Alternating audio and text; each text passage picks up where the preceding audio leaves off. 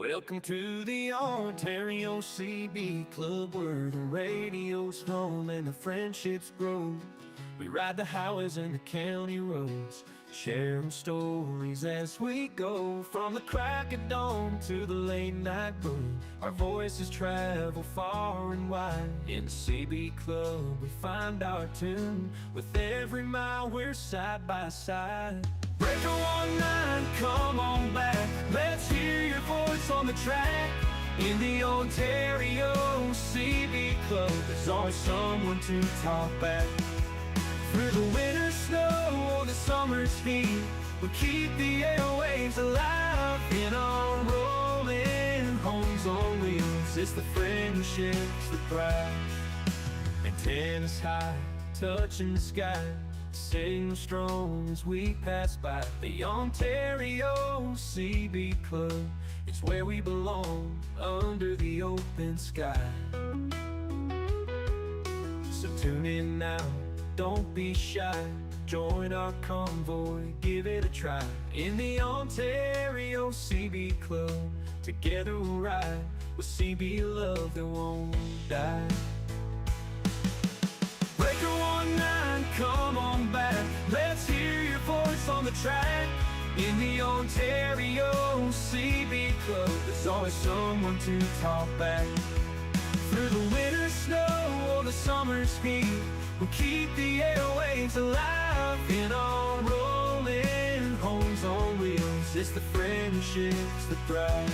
Antennas high, touching the sky, signal strong as we pass by. The Ontario CB Club, it's where we belong, under the open sky.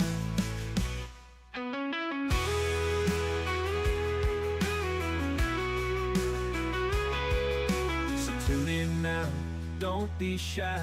Join our convoy, give it a try. In the Ontario CB Club, together we'll ride the CB love that won't die. Come on back, let's hear your voice on the track. In the Ontario CB Club, there's always someone to talk back. Through the winter snow or the summer's heat, we'll keep the airwaves alive. In our rolling homes on wheels, it's the friendships that thrive. Breaker 19, come on back. Let's hear your voice on the track. In the Ontario CB Club, there's always someone to talk back. Through the winter snow or the summer's heat, we keep the airwaves alive. In our rolling homes on wheels, it's the friendships that thrive. In the Ontario CB Club, together we'll ride with CB love that won't die.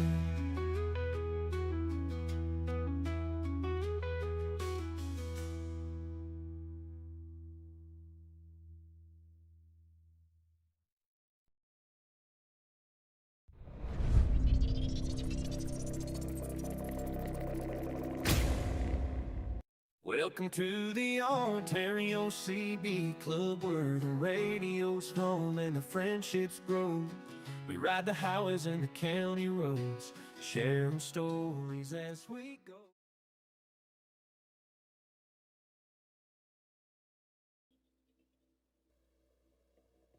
Hi everyone, let me adjust the audio here. Thank you for coming. It is your host Nick. You can see me here. Hopefully, let me double check. Hopefully you can see me. All right, you can see me. Thank you, Steve. Thank you, my friend. The guys are Eri. I think you are on Vox and you are transmitting. You are transmitting non-stop. So thanks, guys, for coming. I got Pete, our good friend Pete. Thank you so much for being here. And I got Steve. Thanks, guys. Happy Friday. Thank you for coming in. We do this every Friday night at 9 p.m. sharp. And Pete, you're watching on both streams. Good for you. Thank you. All right. So let me grab a piece of paper. For those of you who are new, I'm your host, Nick. As I said, we do this every Friday night, and we use the Zello walkie-talkie app, which is right here. And this is not to take you from your radios. This is just for us to communicate with all the members, because as you noticed tonight, there is absolutely no skip conditions. Okay, no skip conditions. Today is Friday the 3rd, October 2025. We're gonna start with the check-ins on Zello as we do every time. I'm just writing. That's why you see me. You see my head down here. Um, so again, thank you for coming. We will start with the check-ins on Zello, and then we will go ahead with the comments on Facebook and you guys on YouTube. All right. Let me hear you guys on Zello. Nine World Radio, 962 Dan here out of BC. Good evening. 9 Oscar Charlie 171, Mark from Lindsay, Ontario. Nice, nice. 9 Oscar Charlie 209, Roscoe, Lindsay, Ontario. Good evening, friends. 9 Oscar Charlie 965, Cliff up in Keswick. Hi, Cliff. All right. 9 Oscar Charlie 121, Daryl at Elizabeth. 9 Oscar Charlie 975.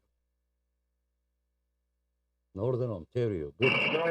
9 Oscar Charlie 452, Kim out of Lindsay. So currently near Bill.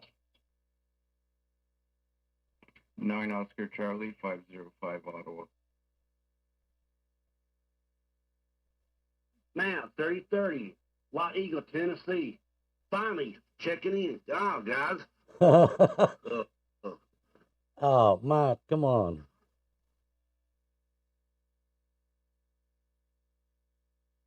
Who else? Who else? Let me hear you. Who else? Thanks, guys. Thanks for checking in. Matt, you have to be fast, okay? You have to be fast. Tim, thank you so much. 452. Thank you for joining. Good evening. I think you are a little bit too close to your mic and you're over modulating here. Yes, it happens even with digital radios. All right, let me see who else would like to check in, guys. Go ahead. The mic is yours.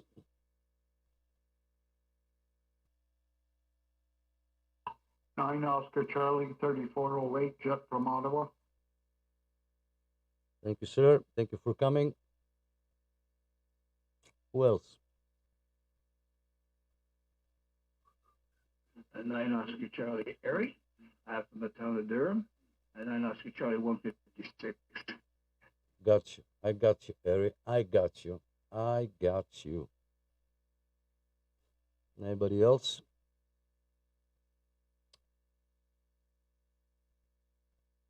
Okay, if you are new, guys, if you are new here on Zello, I know you like to listen. Thank you for choosing us for your Friday night entertainment.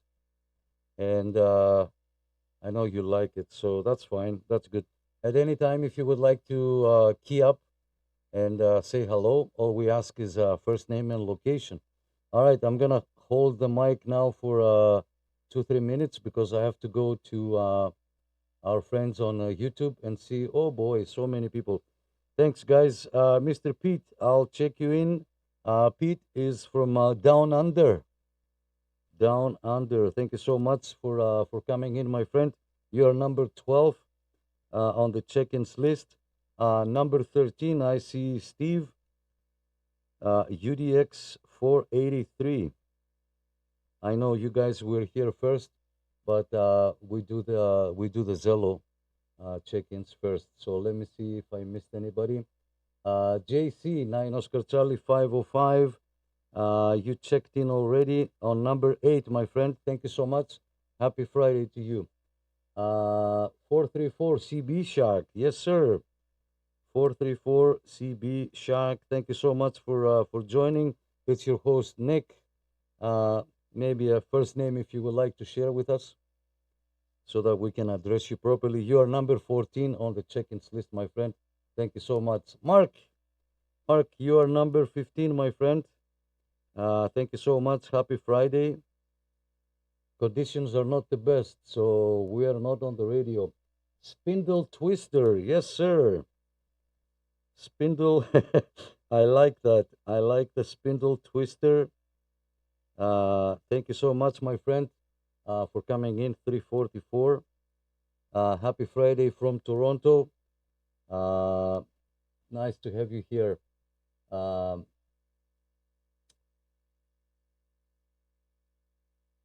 AM or SSB? SSB on channel 38, my friend. SSB on channel 38. 434 is 434 from Alberta. Yes, Alberta. Thank you so much for coming in, my friend. Thank you. Mark, and then Craig. Yes, Craig. Thank you so much, my friend. Happy Friday. All right, let's go to Facebook, see who's watching there. Let me see your comments, guys. One comment, what, just me only? Oh, there you go. So we got Terrence. Terrence, thank you so much. You are number 17, my friend, on the check-ins list. Yeah, I cannot pick you on the CB. That's why we use the Zello. That's why we use this guy there. It's a free app. You can download it for free, use it for free. Just create a name with your call sign or your first name. And it has a PTT lock. You can chat. You can send us pictures, no video. So, Terrence, thank you so much. Happy Friday. I'll check you in here. 1060, right? Yeah. I can make the text bigger, and I keep going close to the camera. Yes, Craig, I got you on YouTube and Facebook. Thank you so much. Terrence, you were number 17. On number 18, we have Al, 1957. Thank you so much for coming. Happy Friday to you as well. All right, guys, back on Zello. Let me hear you. All we ask is first name and location. And happy Friday. Thank you for coming.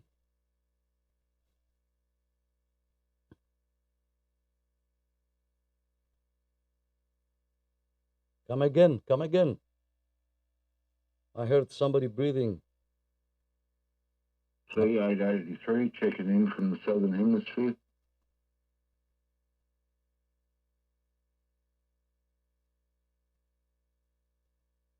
Yes, my friend, I checked you in already on number 12, okay? Even though you were the first one on YouTube, I checked you in on number 12. Thank you so much.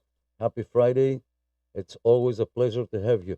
Anybody else would like to check in and say hello, please feel free. 197, Ontario, Canada. 9 Oscar Charlie 1313. Wade checking in. All right, Wade. Yeah, so, thanks. Yeah, we got you there, Wade. But I never got around to it, but thank 9 Oscar Charlie 923. Seabright, Mike. Good evening, everyone. Hi, Mike. Thank you for coming. Who else? I see 38 people on Zello. Yep, 38 people. Thank you all for coming, guys. Thank you, Mike. I checked you in number 21. Wade, number 20. Thank you for coming. Long time no talk. Bruno, you're number 19. Okay, number 19. Let me look at Facebook if, yeah, okay. So I don't want to miss anybody. I don't want you to feel neglected, right? We are here. We're open for business in your neighborhood. Go ahead. Anybody else would like to say hello, please?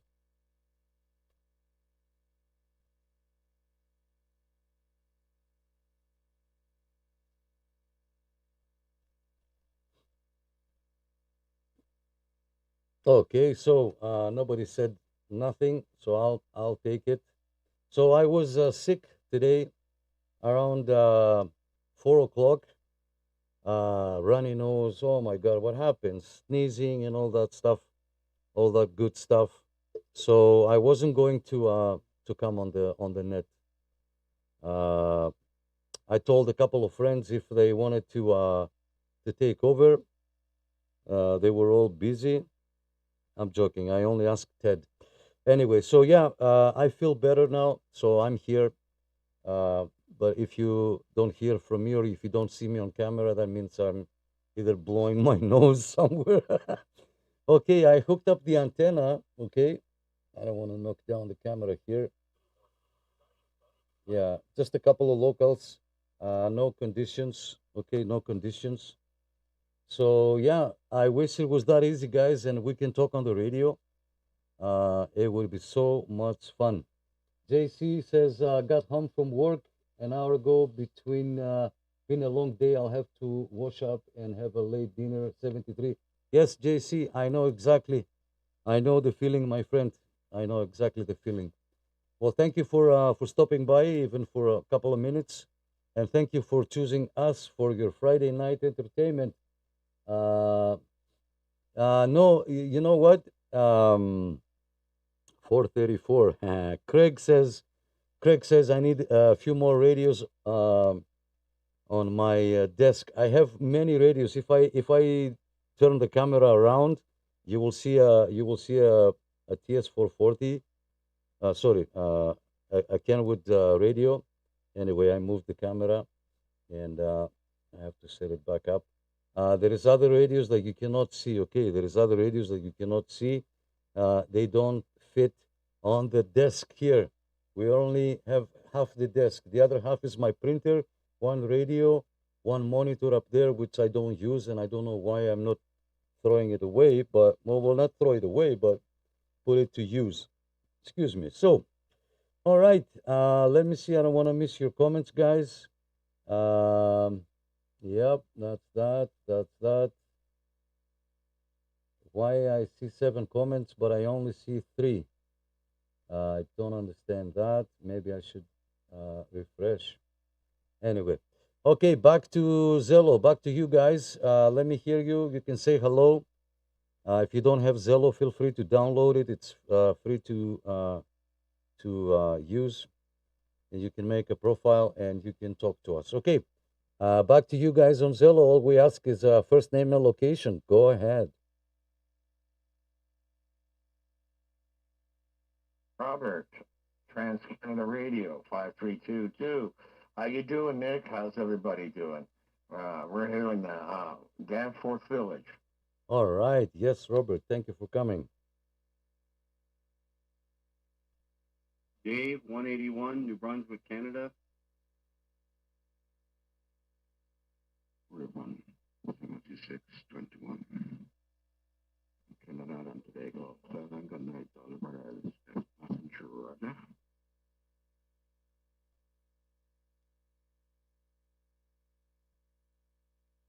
Anybody else? Okay, nobody else took it. Let me say hello to Raven. Thank you, my friend. You're number 24 on the check-ins list. Thank you so much for coming. Dave, New Brunswick. Thank you, sir. Happy Friday to you as well. Is your number 23? Our good friend Robert from downtown Toronto. You are number 22 on the check-ins list. Thanks, everybody. Let me see some of the comments. There is other radios we can't see because if his wife finds out, yeah, if my wife finds out, there won't be here anymore. Hey, if she finds out, I might be streaming from across the street, from the sidewalk there. Eh? Imagine if you see the camera and you see no lights and you see a shadow. Like, who is this guy? Well, guys, I got kicked out. I am in the across the street on the sidewalk. Yeah, it happens. It happens even in the most wealthiest families. That tent. Huh? What? That tent. Yeah, that happens. So, Nick, I haven't got a hold of my friend Jan there, the TV guy that ran the TV station. But if I got to get a hold of him, Can I'm gonna ask him if I can get his number for you. Yeah, absolutely, Robert. Don't worry about it. No rush. Do what you need to do, and when you get a hold of him, of course, we can exchange numbers. Or if you have your cell phone with you, give me a shout or give me his information, and I can call him, and maybe I can swing by. So yeah, no worries. Who won the radio? Craig says, who won the radio? Craig, I'm gonna be honest, nobody, because I didn't put it up yet. I was waiting for 2,000 subscribers, and I got 2,200. And thanks for asking, though, Craig. We reached the 3 years. Okay, we are my 3 years on YouTube.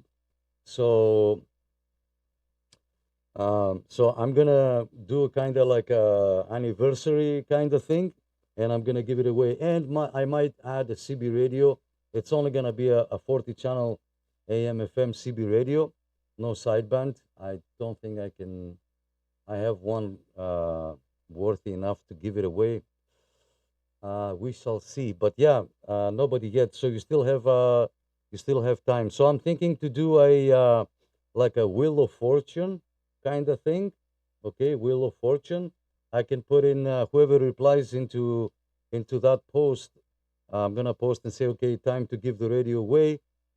Reply to this post, so your name will be on the list, and then I can make the Wheel of Fortune on the screen here, and I can pick one. Like I can spin one time, and whoever is the first one gets it, or I can do the last one. Whoever stays gets it, gets the radio. But if there is 200 names or 300 names, I don't know how many people will respond, right? It's gonna be a long video, maybe a long live stream. So yeah, I haven't decided yet, but I'm open to suggestions. Okay, I'm open to suggestions, and yeah, thanks for asking. I didn't forget. Okay, anybody else on Zello would like to say hello? All we ask is first name and location. And yeah, let's introduce yourself. Don't be shy. We're all here. We share the same addiction, the same sickness, as I say sometimes. We all like radios. One is never enough. Okay. You need to have minimum 10. So yeah, go ahead.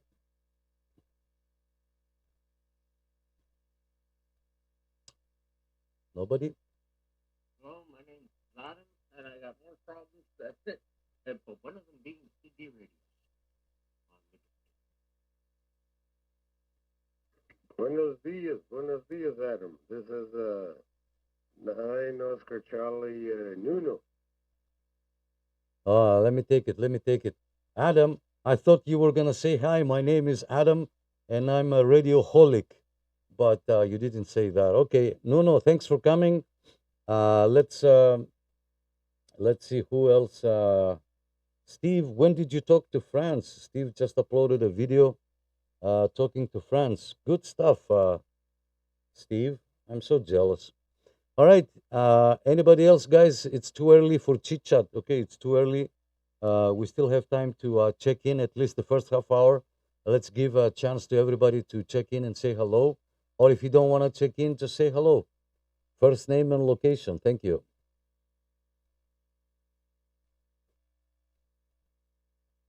Everything. No. I knew. Ah, Good yeah. seeing a friend, no doubt. Yeah. Always a pleasure, my friend. Imagine if I had said no chit chat. Imagine if I had said no chit chat. Right? So, yeah. Imagine if I had said no chit chat. Yeah. All right.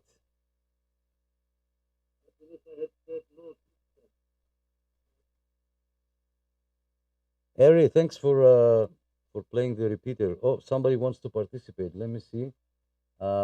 Yes, Slow. Yes, 41 division. Yes, my friend.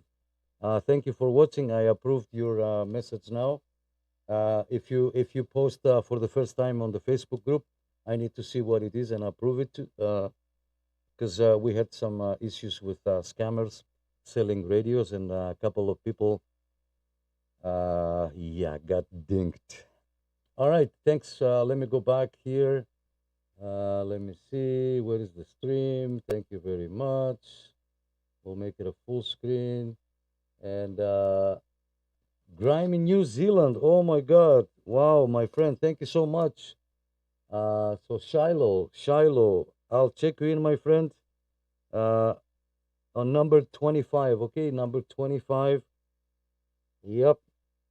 So our friend Shiloh is from Grimy, New Zealand. Wow. Thank you so much for coming in, my friend. If you are watching on Facebook, you can only see the radios. I'm on YouTube as well. I'm double streaming.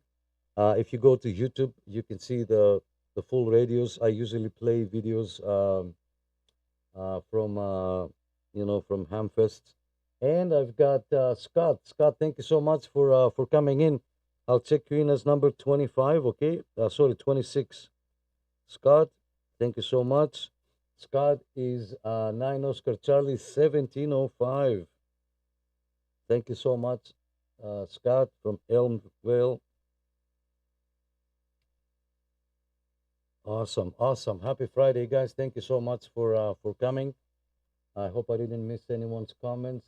Perfect, perfect. I got you. Let me see on YouTube. Yes, good evening, Mr. Pete. All right. Anybody else would like to check in and say hello? Please go ahead.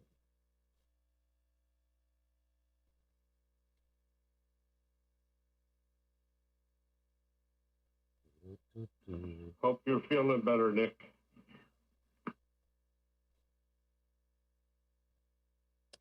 Thanks, my friend. Thanks. Did you check in? I don't remember.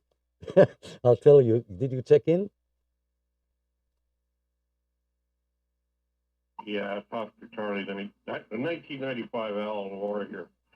Yeah, we just got over the colds and the kids just brought them back, so we're gonna have colds again. Oh, Adam, what some firewood in that burn because it's getting cold over here in the cold country of Barrie. For sure it's already cold on your side of the street. hey guys, you want to call each other, or talk to Messenger, or call each other? Let me say to Al. Yes, Al. I'm sorry, I checked you in on number 18. Thank you so much. Yeah, the cold. So I took an Advil cold and sinus, and I have the Vicks. You know, the little Vicks. I put a little bit around my nose, and I took a like half an hour nap, and now I'm sweating, which is good. That means the cold is going away. I can breathe better already. So yeah, that was fast. Now, I don't know I didn't see any posts about tonight's topic because Ted was busy, I guess, couldn't post. But if you have a topic that you would like to submit, talk about, sorry, if you want to talk about anything, of course, it has to be radio related, okay? Yeah, so if you have a question, concern, something that you would like to change, or something that you would like to suggest, I wish I can have both streams looking the same way, like the one on YouTube, but I can't. It's a little bit. It's not easy. So yeah, let me move this a little bit closer. Yeah. Okay. So the floor is yours, guys. Please try to avoid talking to each other too much, because we want to give the opportunity to everybody to speak here. Okay. I know most of you like to listen, but if you decide to talk, please go ahead. Do not hesitate, even if you are off topic. Go ahead, guys. So how are you liking your antitone, Nick?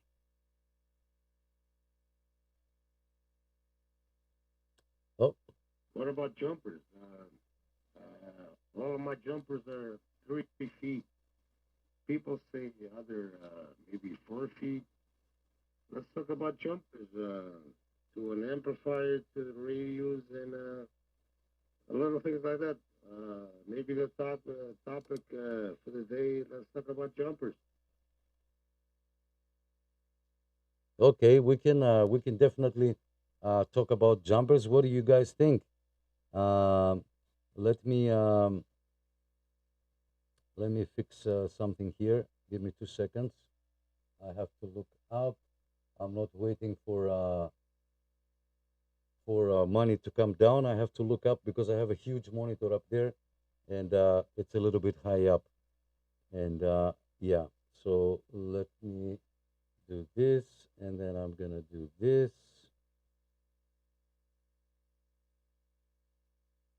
All right. So this is from the Hamfest in Ancaster, Ontario. All right. At any time, guys, if you would like to check in and say hello, please feel free to do so. Tell me what you think about jumper wires, like, for example, from your radio to your amplifier, and from your amplifier.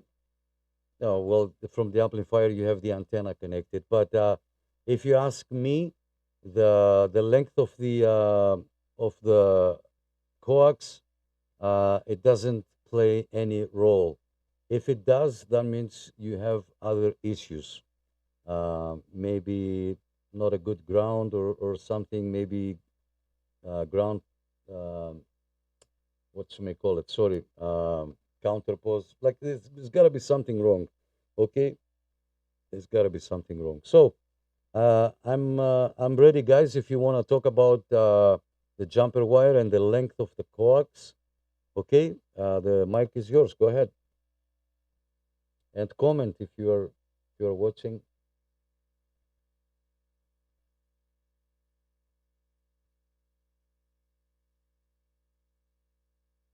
Well, for me, Nick, Yeah. my jumper cable is usually 3 feet, and that is from my SWR meter. Okay. So I accustom it to like 3 feet, and while the cable I just use RG 58, RG 58, the coax I just use it, and I don't really have a problem with it. Really? So I just said I'm just give my 2 cents on that. Okay. 6 to 12 feet is what you normally would use for jumpers. 1 to 3 feet don't work. Period. Sorry, Dan. Sorry, you took a deep breath, and I thought you finished. Allow me to comment that if you have a 6 foot jumper cable, do not coil it. You have to leave it loose on the floor behind the radio. Do not coil it. If you coil it, yeah, it's gonna interfere, and it's gonna act like a coil. It's gonna mess up your SWR. My apologies, Dan. Go ahead if you have anything else. Sorry. That's what I use. 3 feet jumpers. I got 2 antennas, 1 amplifier, and SWR 1.0, 1.2, 1.1. With the amplifier turned on. Yeah, jumpers. Thank you, Rob. They work. Thank you for They coming. work. And it's all LMR cable 400. The thicker, the better. Yeah, I know about the LMR 400, and then on top of the LMR ETU. I know about that as well. You know, but as I say, I accustom the RG58 or the RG8X. You know, so basically, guys, what I just do with my jumpers. Thank you, Rob. And I have to make back I another checked you in jumper. number I don't mind you 27. borrow mine 27. and I know the feel that I get. Yeah, so yeah, so basically that's how I'm usually do with my jumpers. Just like between 3 to 4 feet, and I go to that.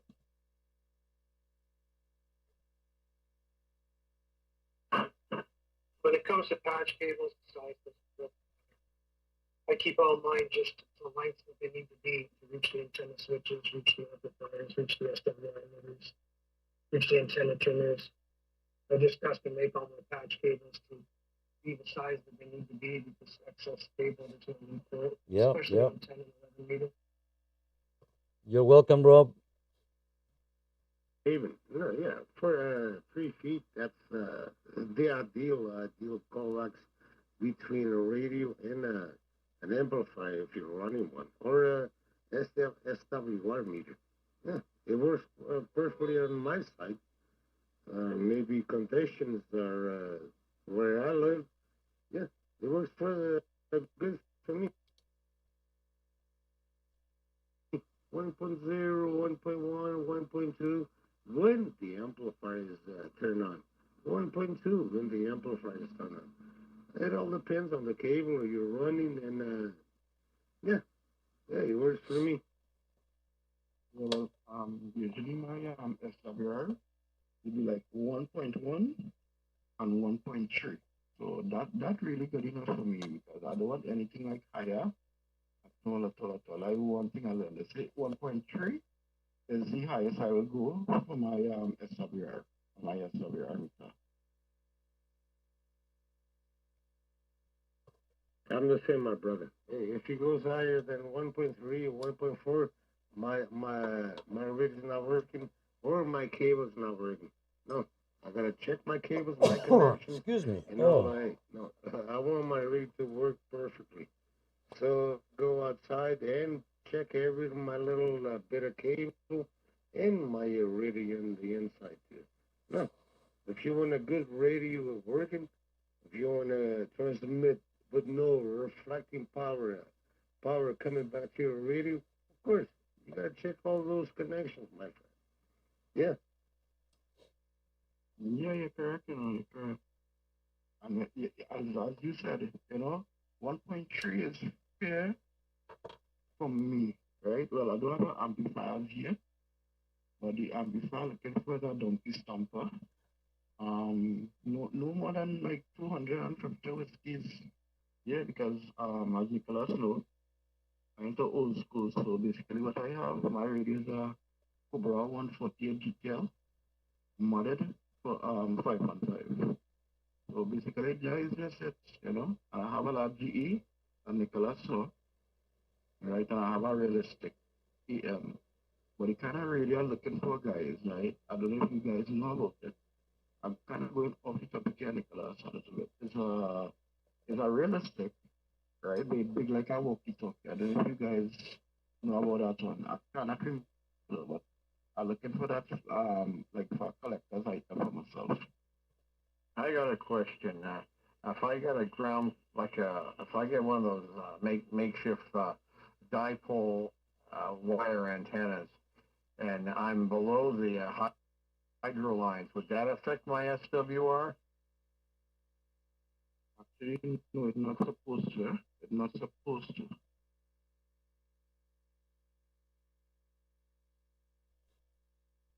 Big time, my friend. If you got power lines, you're the same situation that I have. I got two antennas over here, and I got a big power line across my, going across my backyard. That's the problem I'm having here. I'm on the first floor. I mean, if I was in a high-rise balcony, wow, I'd be set, done, no problem. But I'm under the hydro wires out here, and there's a large canopy of trees, right? So I'm wondering. I'm just wondering. Well, Rob, you have to try, my friend. Anything is, how should I say this? It's relevant and irrelevant that you are close to a hydro line. Okay, you might pick up a little noise, but that's not going to affect your SWR. And if it does, it could be as simple as you turning the dipole a little bit to the left, a little bit to the right. Okay, but as who said it? I forgot, my friend. I did check you in. Let me see who said that. Who said that? Yeah. Somebody said that the length of the jumpers doesn't matter. Thank you for for saying that because I strongly believe that the length doesn't matter. Okay, let's go on Facebook. We have a couple of people that checked in. Thank you so much. Ken, Ken 914. Ken, I'll check you in on number 28. Okay, thank you so much from the mobile. I don't even have to look. I know you are on the mobile. So Ken, you're number 28. Thank you so much for coming in. Number 29, Alvin. Good evening, my friend. Thank you so much for coming. You're number 29 on the check-ins list here. If you're watching on Facebook, you can only see the radios. If you go on YouTube, you will see many more things. Mario, 9 Oscar Charlie 510. Okay, 9 Oscar Charlie 510. From Stouffville. Thank you so much, my friend. Happy Friday. It's always a pleasure to have everybody here. Ken, nice to see you, Ken. I'll check you in on the check-ins list here. Ken is watching from Facebook. Ken, you are number 31 on the check-ins list. 225 North Bay. 225 North Bay. Well, we have Adam 975, which is between Thunder Bay and North Sudbury. So I don't know how close you guys are. Maybe if you hook up a radio. Ken is selling next place, old Meg Tower goes back up. Okay, yeah. If you have the room to put up a tower, that would be awesome. Maybe you can talk to yeah, there is a delay. My friend Pete, there is a delay. You cannot hear live because it's through the internet, so there is always a delay. So you cannot hear live on. If you are listening on the stream, then don't key up. Don't listen. Don't hear something on the stream and try to key up. There is a few seconds delay. Somebody else asked the question. Let me go on YouTube. Steve said we will have a better view of your antenna. It's gonna be dark because we do the live net in the dark. I said earlier that these are the radios that you can see. The others, some of them are hidden because if I bring them up in the surface, she might kick me out, and I'm gonna be streaming from the sidewalk across the street. All right. Cliff is asking because we started talking about jumper cable. Cliff needs to run 100 feet of coax for an antenna. Guys, if you have done this before, or if you want to share your opinion, 100 feet of antenna of coax for an antenna, and he's asking if RG213 is adequate. I don't think you're gonna have a problem there, but is it 100 feet? Like, is there another way to run it a little bit shorter? What do you guys think about the 100 feet of coax? Let me hear you. Well, I can undo that same thing, Nicholas, on my dipole. 100 feet, RG58 watts. Oh, okay. Right, so I don't think I will have a problem with it. But it all depends on him and the unit that he using as well. Okay. I have it. Over here in the whole country of dairy. 100 feet of coax going to my serial battery 1000. And the SWR is 1.0. No worries, hey, don't worry, my friend. Run that cable. I don't know what kind of antenna you're running, but hey, I got it. It's on my floor. It's on my grass. It's not up there like the fancy things. No, just run that cable, and it should have worked, my friend. It should work.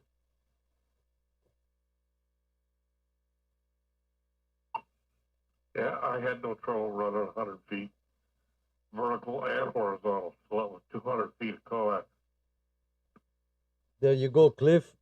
The guys tried it, and It works. On top, on the ground, yeah.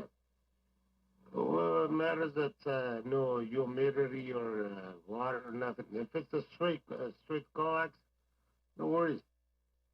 Just insulate that PLs over there, and you're good to go.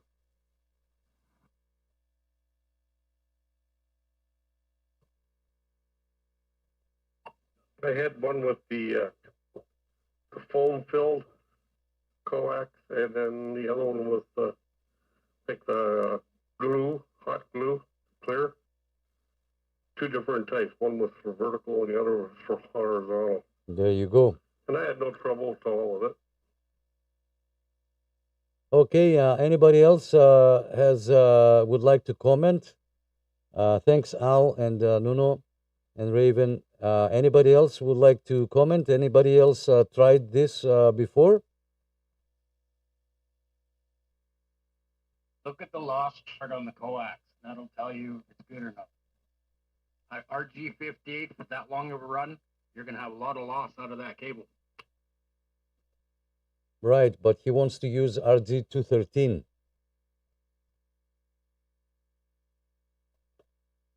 Perfect. There you go, Cliff. That's why the thicker the better, my friend. I never use those kinds of cables. And for me, it's an LMR 400. The thicker one, the ones you want to try to bend, it doesn't bend. That's the one that I would. Those there's. Okay, thanks for your input, guys. I was just curious because I already bought the 213, the RG213, and I was worried about loss, but it sounds like I got the right one. Thank you. Yeah, there you go. RG213 apparently has double the loss of LMR 400. If you're going to run 100 feet or more, LMR 400 is kind of what you want. That's the stable. Almost no loss.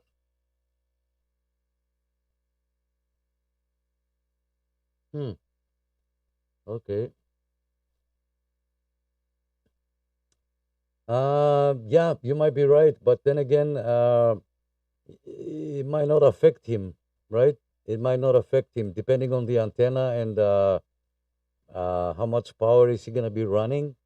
It might not affect him. So, but yeah, you can use you can go to a browser, anybody like every browser these days they have AI, and it will give you a quick summary without have to visit website after website after website and ask differences in loss on dB loss between RG213 and LMR 400.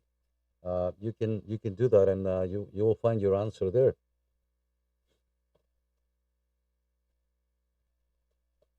Okay, thanks. I'll check it out. Just get LMR 400, you'll be happy. Oh, that's for sure. But no stranded. A solid piece in the middle. Yeah, be happy. I know it's a hassle to untangle it, or because it's like a copper pipe. Yeah, it is a straight copper pipe inside of it, and you'll be happy with it. Oh yeah, LMR 400, you'll be happy with it.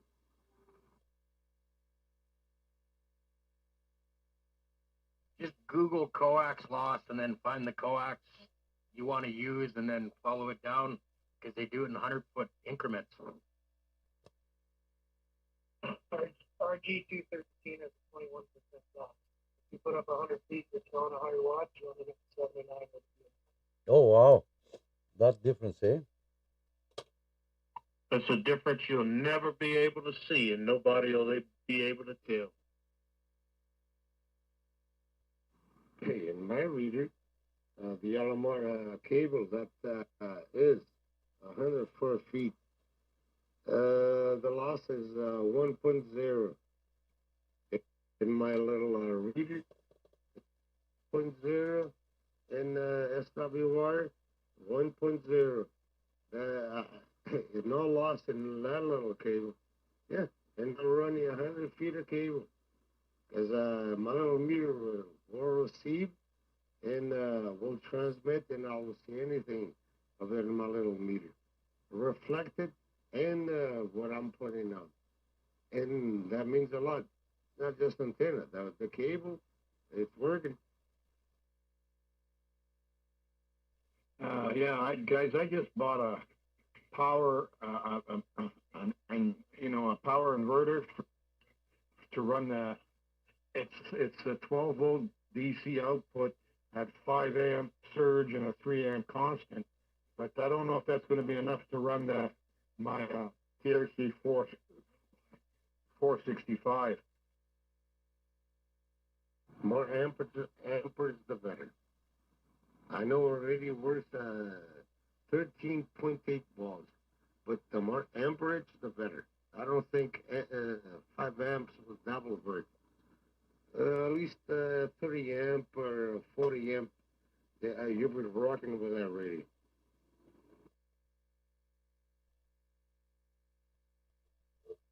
I got one for sale then now. That 12 amp is not going to work.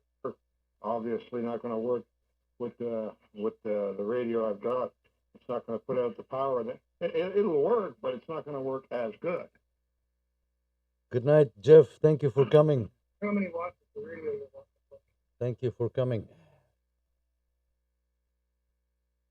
Is the loss on the receiving as well, or is it just the transmitting?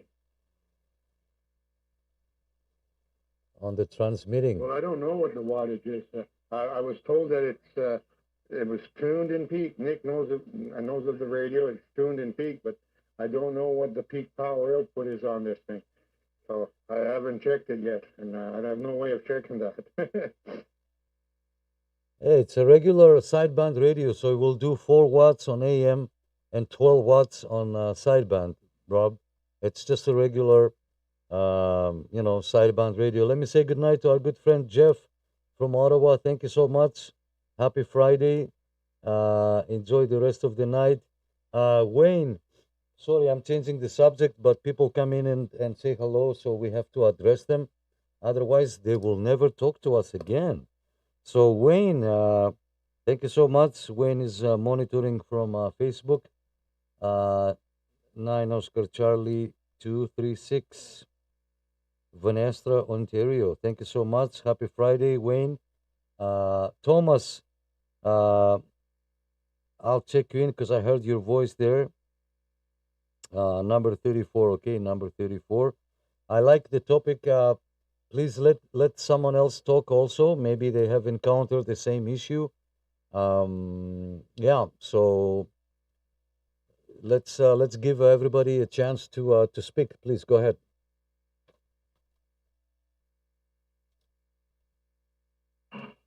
The gentleman there was realistic. If it's only 4 watts on AM 12 right, you'll probably talk to me with 5 hours. Get a 10 amp to 10 amp. What? Little 10 amp and then 12 watts. Thank you, Nick. I apologize. I missed a check in. 2 Oscar Charlie 280 Thomas, Louisiana. Yep. Well, that's good to know. I mean, okay, if it's 4 watts, can I get away with this power supply that I've got? 5 amp surge. Yeah, you should be okay. On AM, I would say yes. 5 amp, give it a go. I always try it. You know you can't use it, sell it. At least 20 to 30 amps. It won't work to the radio. Yeah, it's still 13.8. It all depends on the power supply. But hey, the more wattage, that radio, the radio will be happy. Yeah, and it won't be the 3 watts or the sideband, the 15 watts. Yeah, the radio will be happy. Don't worry about the wattage. The more wattage, the radio will love it. All right, Dave is asking a question and saying, when you order too much cable, what do you do with the excess? No, you don't loop it. You don't make it a coil because it's gonna react as an actual coil and it's gonna mess up the tuning. Okay. If you have the room to, let's say, if you bring it inside the room and you have room to just lay it behind the furniture and then come back and put it on the radio, that's fine. Unless you have to find a way. If you want to cut it, yeah, you can cut it, but under no circumstance you coil it. Okay, you cannot coil it. It's gonna mess up. Oops, it's gonna mess up everything if you do coil it. And let me see. Ben, let me say hello to Ben. Cody, sorry, Cody. Cody, thank you so much. Happy Friday, my friend. I didn't want to. I didn't ignore you, but I had to wait for the guys to stop so I can jump in the conversation. Thank you so much for coming. Cody, your number 32. I checked you in as soon as I saw your comment. Happy Friday to you. Cody is saying hello to everybody. Pete saw Rob from Hamilton, but Rob is in Hamilton, Ontario, and Pete is in Hamilton, Victoria, Australia, South Hemisphere. Wow, same name, different flavor. Oh, and Brian, thank you so much, my friend, for coming in. Happy Friday. I'll check you in on number 35. Okay, Brian is watching the stream from YouTube. November Romeo 673. Thank you so much. Again, happy Friday. Brian is watching from Thunder Bay. So thanks, guys, for tuning in from up north. Really, it's a pleasure to have you here. We're streaming both on Facebook and YouTube. If you're watching on Facebook, you can only see the radios. You don't see my face and the other videos that I'm playing. So it's up to you. But thanks so much for coming, Brian. It's always a pleasure to have you here. If you want, guys, you can download the Zello walkie-talkie app. It's like an internet-based CB radio. You download it. It's free to download. Just create a profile with your call sign or your nickname, and you can look for the Ontario CB Club channel, and you can join us. So it's a little bit better instead of just listening. Yeah, and if you have any questions about Zello, I'm always here to help you. If you want to set it up, it has a PTT lock and a couple other features. So David is saying, so laid out so it's flat and fairly straight as much as possible. Yes, exactly, Dave. That is the correct answer. Okay. Let's say you have the window on one side and then the coax come in from the window. You turn left to go to your radio and you have an axis of 6, 7, 8, 10 feet. Continue past the radio, go all the way and then come back gently and connect to the radio. Yeah, do not coil it. Okay, if anybody else would like to say hello also, jump in at any time. Don't be shy. Yeah, let's continue the topic with the coax. Let's let everybody to comment on this. Go ahead, guys. If you have to coil your coax, make sure you got at least 4 to 6 foot loop and you'll be okay. Anything further than that is where you're going to run into problems. It's all on the internet. Yeah, you can search it. You can research it. Yeah, but if you got extra cable, you can call it inside your house or you can put it outside.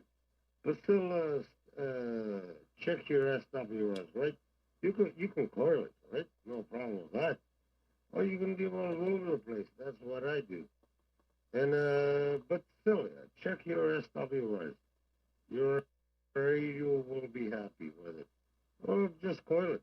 Yeah, that's true.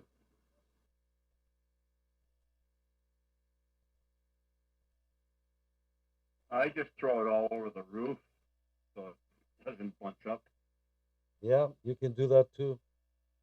Yeah, my coax, it's all over my backyard. I think it's a country voice. Hey, and imagine it's working.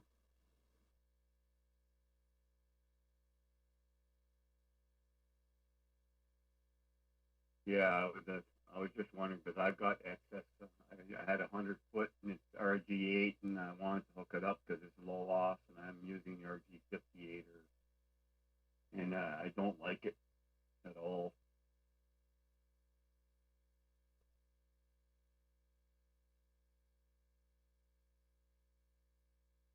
My radio is what? Maybe 30 feet from my antenna, and I got a big spoil of 100 feet, and it's all spread over here in my SWRs. They're good for me, 1.0, all across the 40 band. Oh yeah. I say it again. Check your SWRs. Yeah, I just don't want the kids with the four-wheelers going over it, or the lawnmower, or the horses, or tractor, or whatever, grabbing it, and all of a sudden you see your CB flying through a window. Yeah, don't be that guy. Yeah, I'm going to put up a wire antenna, like I said it before. But for tuning, I've got a separate radio. I got an old handheld that the antenna's broken off with the external antenna jack. I'm going to tune the antenna with that. And if that goes pop, who gives a damn? I got it for $10. Yeah, yeah. Yeah, I got cheap 40-channel CBs for that.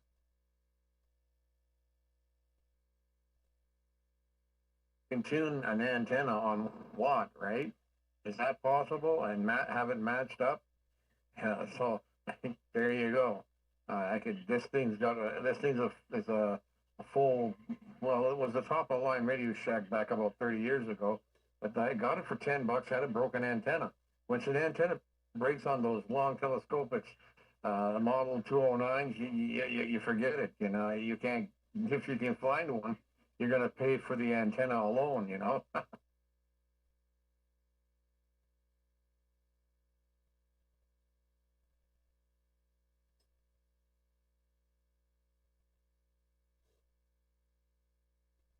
Okay, guys. Anybody else would like to comment on the coax situation? Let me see here. I'll comment it, but that was earlier. I don't want to miss any of your comments. Yeah. Okay. Good. So we're up to date. Thanks, Cody. Yep. Yep. Good stuff. Good stuff. Good to have you here, guys. Happy Friday again. Yeah. So I would stick to my guns that I wouldn't coil a coax. I will try to just run it anywhere, or if I know that my radio location will remain the same, I'm just gonna cut it and cut the excess, leave like a couple of feet here and there, and just cut it. Guys, if you are new to this, we're using the Zello walkie-talkie app. I'm streaming both on Facebook and YouTube. On Facebook, you can just see the radios and my fingers. On YouTube, you can see many more things. Thanks for stopping by. Yep. So you can download the Zello. It's free to download, free to use, and you can talk to us. And the reason for the Zello is because we cannot make it on the radio. We're using 11 meters, right? If we were using 40 meters or 80 meters, yeah, we might be able to talk to each other. But it's mostly 11 meters, and we cannot talk to each other across the province. All right, back to you guys with the coax. Any other comments related? Hey, Nick, I was just wondering, I was going to get a Quad 5 2, and the one that you do in your video. How many watts does that push out once it's been clipped and it's on the CB band? 60.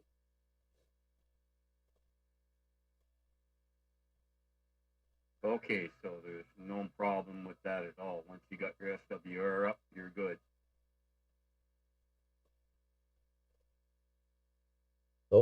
Well, good night, guys. It's time for me to hit the sack.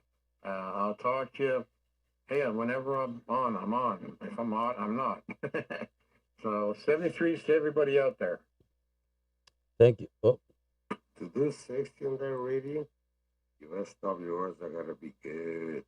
1.0, my friend.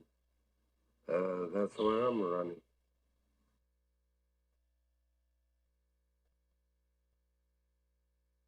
thank you, Robert. Have a good night, my friend. Have a good weekend. Thanks for coming. Yeah, that radio, Dave will do 60 watts out of the box without you having to do anything extra.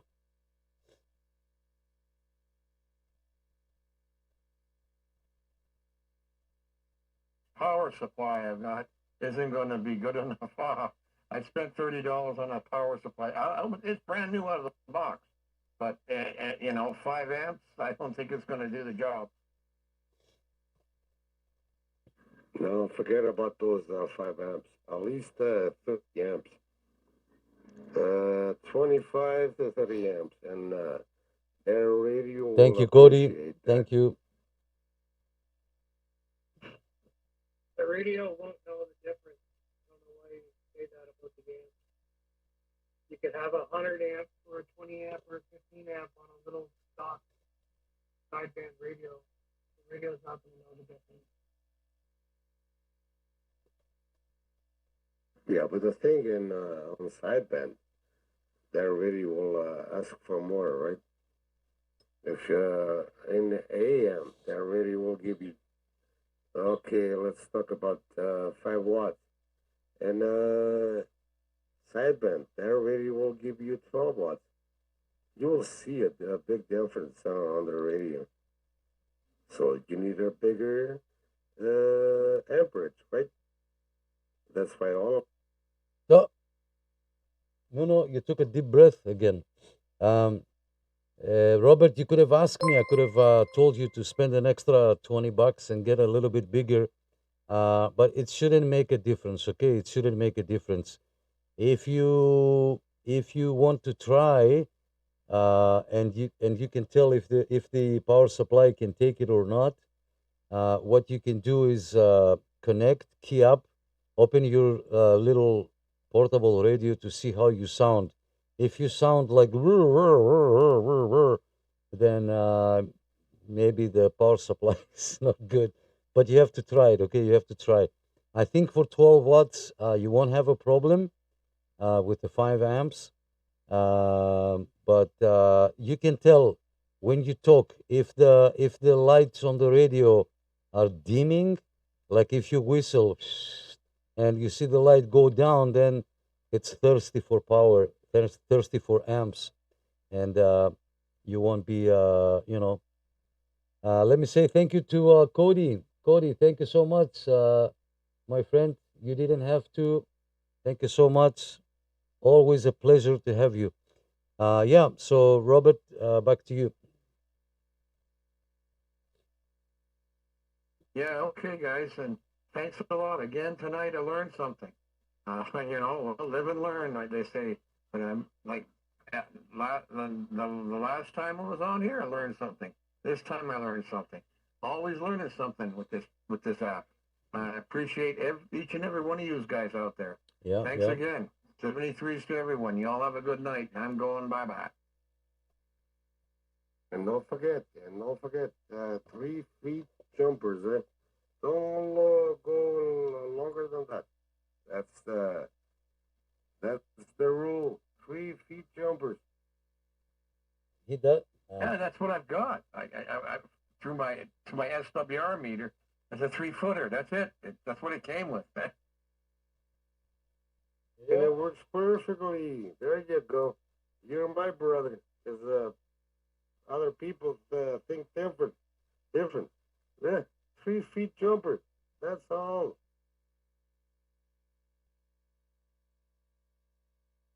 Who can show why 3 feet and not 6 feet or 9 feet jumpers? Yep. It won't work. I done it. It won't work. 3 feet, it works best for you. SWRs, it works best for your radio. If you want a little bit of a juice Sorry, over guys. there, full warmer, oh yeah, 3 foot jumper, bays. It's good. It's good. No, don't put no 10 feet, no nothing like that. A 3 foot jumper will do miracles, and your radio will be happy. The size doesn't matter. I got 6 feet jumpers. My SWR 1.2.1. Got 2 of them because I have 2 amps. 2 of them in my pickup truck, my mobile. SWRs are better in the mobile than they are base. 6 foot jumpers, not 3 foot. Put all that on an analyzer and it'll tell you. Thomas is right. No jumper length. It doesn't count. It doesn't matter. It does matter. It does matter. Ay, I'm ay, ay. running in my pickup truck. It's 3 foot jumper to my antenna in the home. That's how I use it. 3 foot jumpers. And I got even on my truck with my little the one antenna that I bought the other day. My little Will, my old little Will's antenna that I had to take about an inch off. Yeah, 1.1 over there with my little amp. Yeah, a 3 foot jumper does matter. Absolutely does not matter. Okay, tell me the length. Tell me the length of a jumper. It doesn't matter. Drinking a whole bottle of alcohol and getting on Zello matters. Hey, that's the truth. You know the proper length of the jumper? The length you need to get to the device you're connecting it to. I'd say I probably got as many radios as Next does. Might have a few more amps. That's it. That's it. Tell them, please. Tell them. Yeah, the proper size of your jumper is whatever you need to get to your equipment. That's it. Between antenna switches, radios. Tell them. Tell them. All newbies. Everybody knows. They think they know everything. Good answer. Oh, and I'm so disappointed that I fell into the whole calling it a jumper thing. Patch cable. Your patch cable size doesn't matter. It all depends on your setup. Length of patch cord is going to vary. I got a switcher and I got 4 different lengths, and some are like about 6-7 feet long, and I don't have an issue with it. I got a 1.1 match across the band. Time it would be an issue if it's a bad cable or connector. Exactly. Exactly. Exactly. Thank you. Thank you.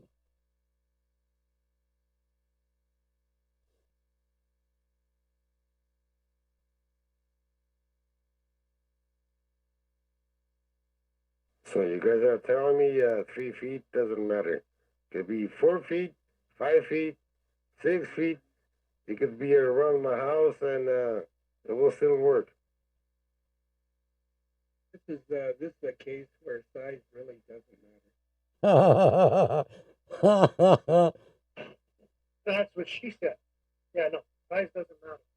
Thank you. My 2 meter, I got my 2 meter radio. I got a 9-inch patch cable that runs from there to linear.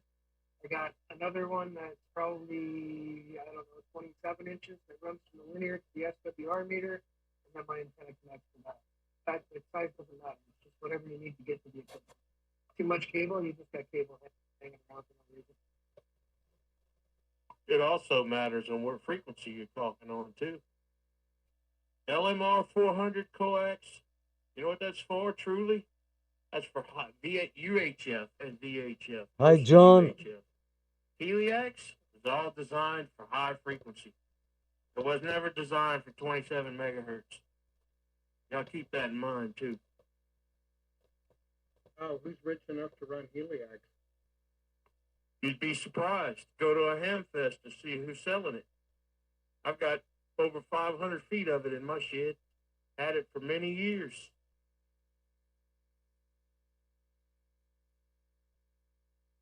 There you go, Jesus Christ. I'm running the wrong cable. I usually talk to Europe, and I'm running LMR 400, and you're telling me this is for VHF and UHF? God damn. I'm going to burn my dollar. I know. It's working perfectly. Only, no, I love my LMR 400. Oh, I run Heliax on my system. LMR 400 is all hype. You can dangle a carrot in front of a CB radio operator and he'll run for that bastard all day long. Read up on it. The internet gives free information. I don't know how much I can stress this to people. Trust me, I learned the hard way. it's not gonna keep. Thomas is absolutely right. I'm watching a video from Donkey Stompers on YouTube, how to make coax jumper cables the correct length for the lowest SWR/reflex. And he measures each cable and cuts it to the proper length for the frequency that he's going to be operating on. So what's the link? Grease Monkey? What's the link for 27 megahertz? The length, you mean the length? Well, it depends if you want, like, if you want a 6-foot jumper. If you need a 6-foot jumper, you will cut it at 7 foot, and then you will put it on the analyzer, and then you'll cut an inch off until you get the proper readings for that cable. It might be 6'6", it might be 6'9", whatever. And same thing, if you wanted to go down to a 12-inch, you would cut it at 13, 14 inches, and then you would cut it back. I got one that'll throw a curveball at you. I have a Hi, Holden John. Electronics Happy Friday, John. 500B. AL5, I think it's AL. I checked you in 500B sweet tooth number amplifier. It'll 36. do Number exactly- 36. Thank you, John. It'll do a little more than 500 watts. I found the owner's manual on the internet Oh, through CB Tricks. The owner's manual says that I should run a 9-foot jumper with that amplifier from the radio to the amplifier for resonance. Now go figure that one out. hi, John. Thanks for coming.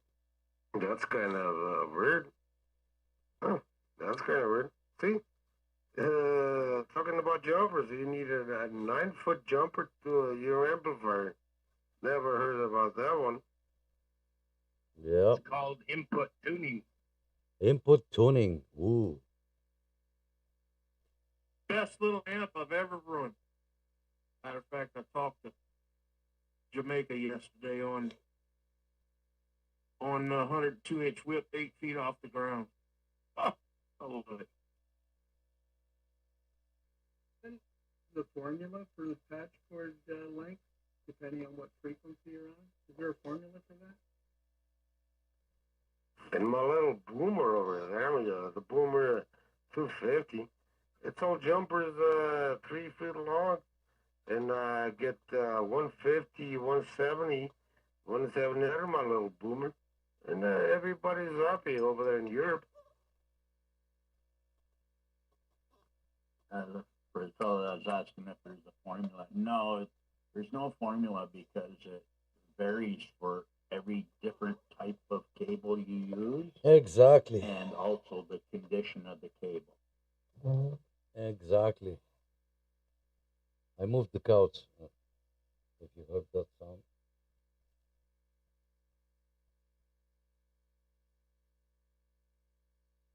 Yeah, that's true, yeah. All the condition and No, jumpers means a lot on the radio. Radio, Oh, CV, and yeah, to the amp. Yeah, it does mean a lot. Jumpers do mean a lot. no, it doesn't. They don't mean nothing. Well, shit, instead of 300, you only put 150 out if you don't got the good jumpers. Uh, I don't think we're gonna have a winner here because everybody has a different opinion. I'm gonna say that size does not matter when it comes to patch cables or jumper cables or coax. It doesn't matter. Let me say hello to John JG UDX 76. Thanks for coming in. Yeah, the coax, John, we're saying, the cable that you use from your radio to your SWR meter or to your amplifier and then to SWR meter, it has to be a specific length, and it doesn't. And I've used it many times. I've done it many times. I don't care what my length is. I need the cable to reach from here to here. One time I made a jumper cable, a patch cable, if you may. The connector broke. I cut it. I crimp it a little bit shorter. I put my my same connector, PL259. It worked okay. A few years later, it broke off again. I guess I was doing a lousy solder job. Or you know what? I had that coax, the RG8, RG58, that inside the positive is a single prone, okay, a single prone. And from moving it around, it breaks easily. So again, I cut 3-4 inches, crimp it again, put my solder my connector again, boom.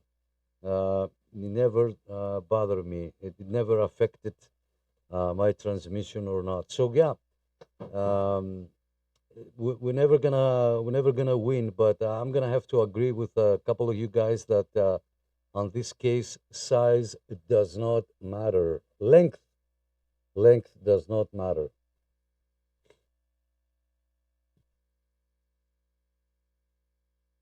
Hey, Paul.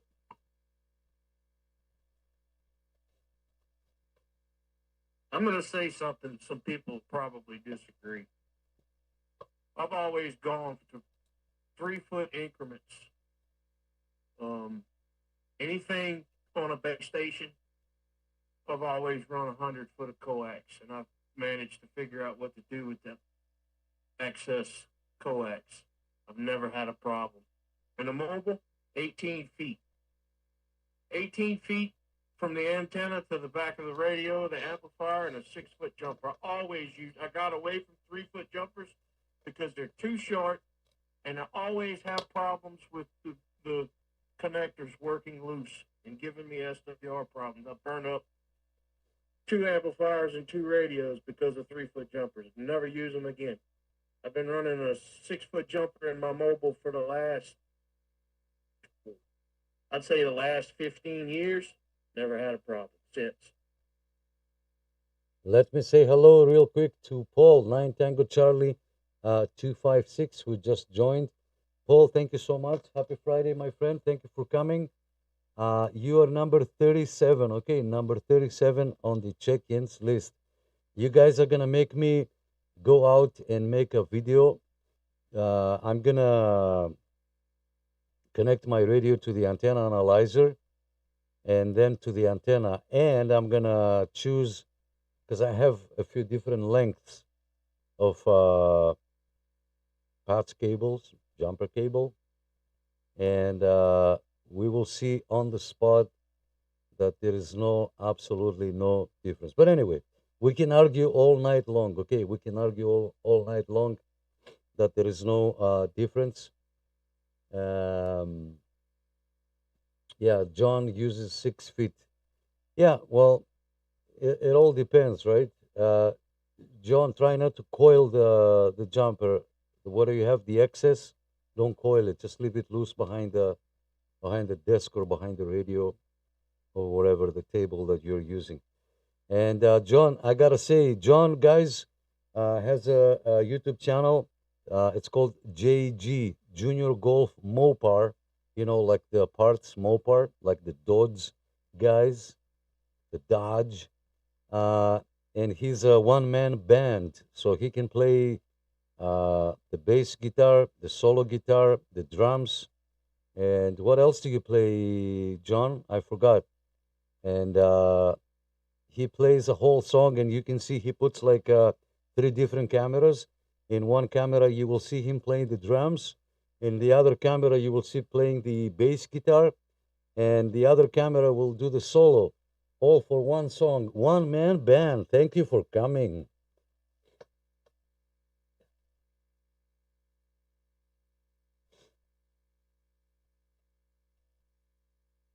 Yeah, I'll give my opinion on the 3-foot jumper. Nothing against your guys' opinion. Yeah, yeah, 3-foot jumpers work for me. My pickup truck, yeah, even over here in my base station. Hey, it all depends on your situation or your antennas or your radio, right?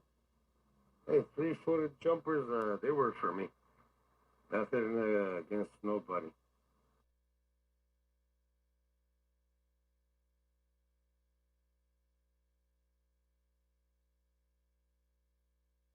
If you use quality cable and not junk off of Amazon, it will have no effect. That's my final word. Yeah.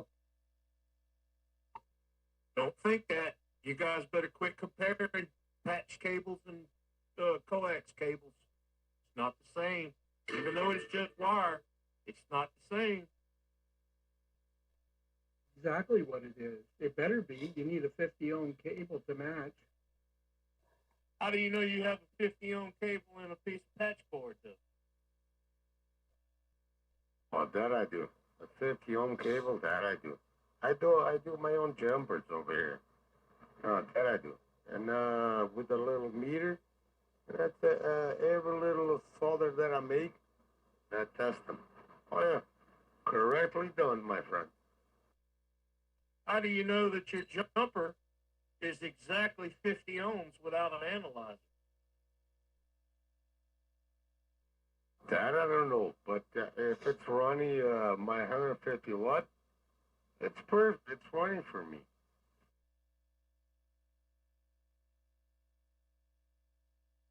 Pray.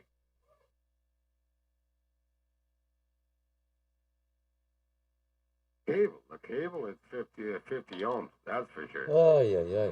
LMR for 100, what the hell it says on the cable?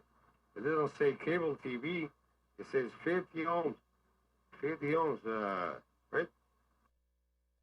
You know what my ohm reading is on my analyzer and my mobile on 18 feet? 49 ohms. You know what it is in the base on 75 feet of coax on a 102-inch whip? 52 ohms. Now, you go figure. Oh, Crappy cable. Yeah, the one on the base station is crappy cable.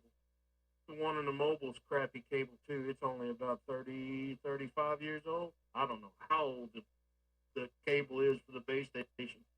But the SWRs are low. That's all that matters, right? If my radio's happy, I'm happy. That's all that matters, my friend. If I'm running a 100-foot of cable of LMR for 100 and my radio's happy, I'm happy too. That's all that matters, my friend.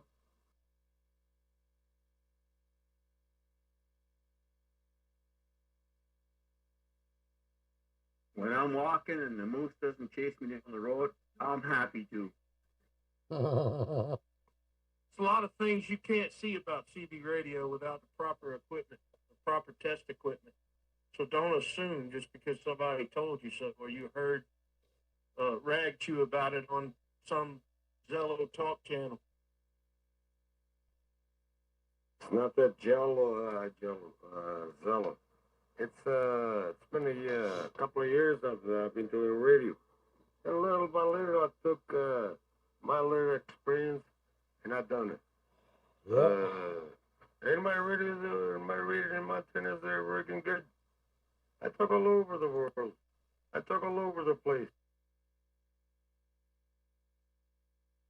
I'm no good at soldering, but those Amazon jumpers leave much to be desired when you're ordering them. You just don't know what you're going to get. Bought those. They're in the garbage. Many years ago, they went to the garbage. I do my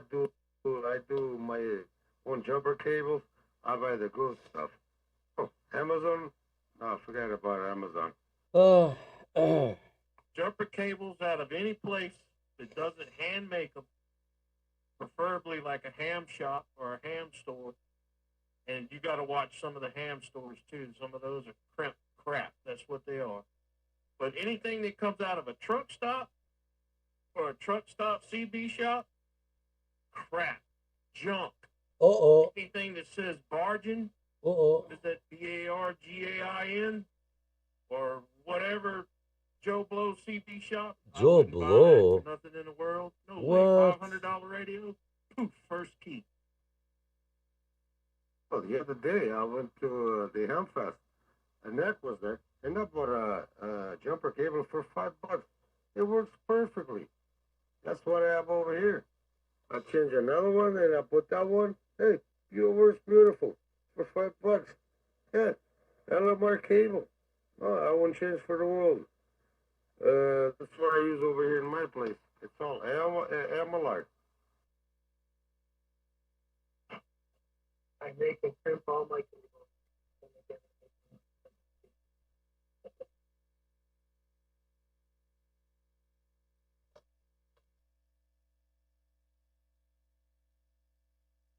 The thicker the better.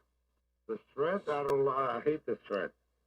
The main thing, it's got to be solid in the inside. That's the main contact. Oh, what?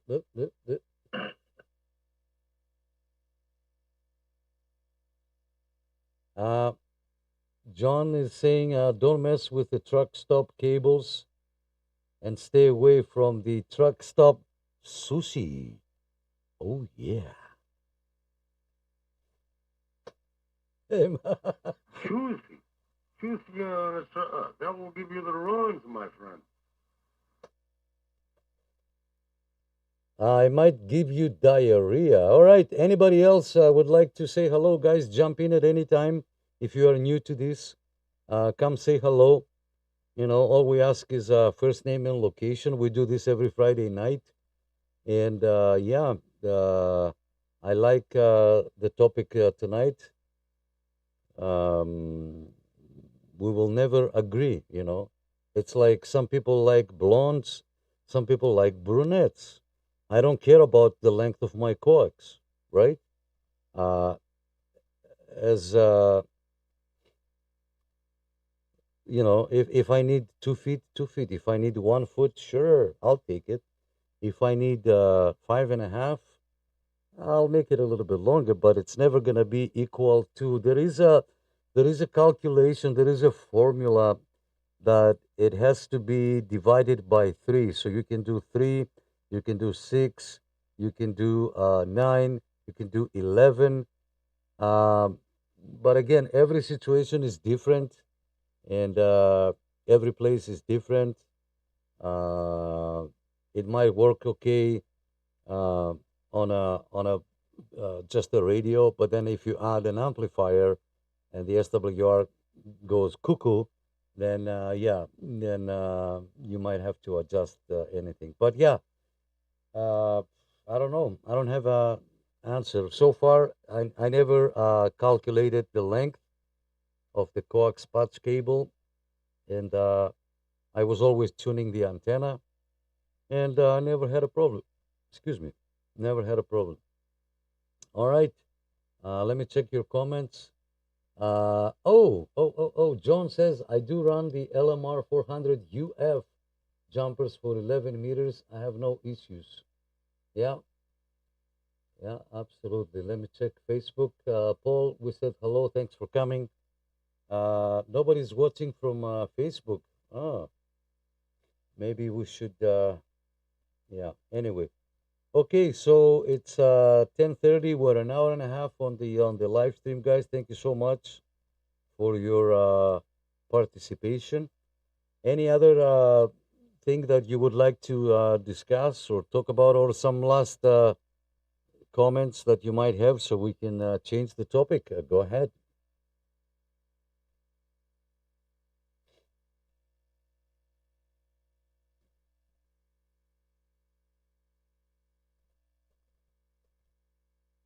Going once, going twice.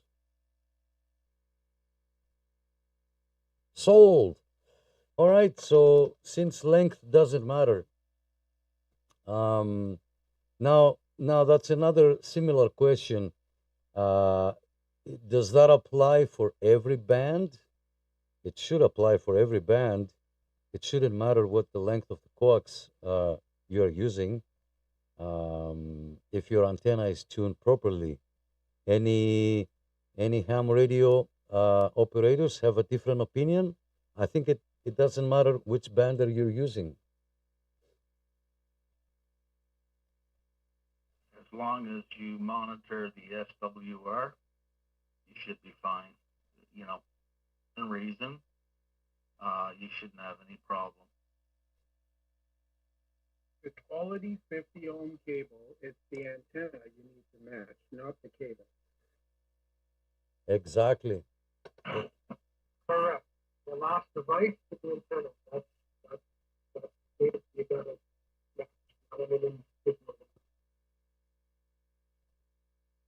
That's why I say all of that. If you got a good connection, hey, if you got a good antenna, a good radio. No, I'm not an amateur radio. I'm just a CB guy. But I treat my material good and good stuff, right? Yeah, and I get out. I talk all over the place. I talk all over the world. But good connections, good cable, that means a lot. You could. Sorry, no, you didn't get the point here. You're missing the point. So the point is that it doesn't matter which band are you, okay? You're not tuning the line. The coax is your transfer line where your signal will go through from your radio to the antenna. You're not tuning that. That doesn't really matter as much as the antenna. If you have your antenna tuned properly, you guys are, well, I'm gonna have to make a video about that because, yeah, it doesn't really matter. But anyway, thanks for pointing that out, my ham radio friends. Yeah. So, any other comment related to the coax before we jump into the next comment, next topic? My apologies. The next topic. Because and then tell us if you bought any radio. I always ask that if you have any news, by asking if you have any news, jump in and say, hey, by the way, I bought this radio, I found this radio online, I ordered it, what do you guys think? Jump in and throw in a topic in there. Don't wait for me. So yeah, any other comments about the coax, and then we will change it. But Okay. To the guy, the power supply does matter. If you got a radio that does 60 or 70 watts, and you got a little power supply, it will burn that power supply up. I have seen it done millions and millions of times. Get a bigger power supply. I'll be back. If that's the case, then they put too big of a fuse in, because the fuse should blow long before the power supply burns up. 25 amp power supply will power a 100 watt HF radio. No problem. I do it every day. Yeah, exactly. Right. And the thing I was saying is, you've got a the guy was yelling, get a 25 or a 30 amp power supply. You don't need that. I don't even run that on my Yaesu FP100. It's not necessary. It wasn't necessary for the guy to go spend $200 on a power supply when he can just get a little 10 or 15 amp power supply to run a stock realistic video. Exactly. Like I run a 20 amp on my ICOM 7300, and it'll run all day long on a 20 amp power supply, and it's 100 watts. So. Exactly. My 10 word, what is it, TP15? It runs my Yaesu FP100. Full power, no problem, no dimming out, no nothing. And I have all my radios. I have my 8900, my, oh, what the hell is that? That a GMR radio. I have 3 or 4 radios that run off the same thing. Obviously not transmitting at the same time, but it runs now. You don't need 30 amp power supply for a stock realistic radio. Do any of you guys use the Ohm's Law pie chart? I got two of them power supplies, 30 amps each. One for my radio and one for my little amp. At least I know the radio's happy and my little amp is happy. Oh yeah. At least I know they got enough wattage going to their system. It's not wattage going to it, it's amperage. And the only one that gets happy out of that is the hydro company. I think Thomas asked the question. That's okay. I posted it about 6 times, and nobody's seen it or acknowledged it anyway, so.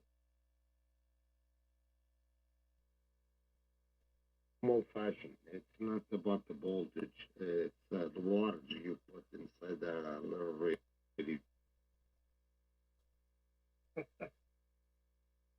I'm sorry, Thomas.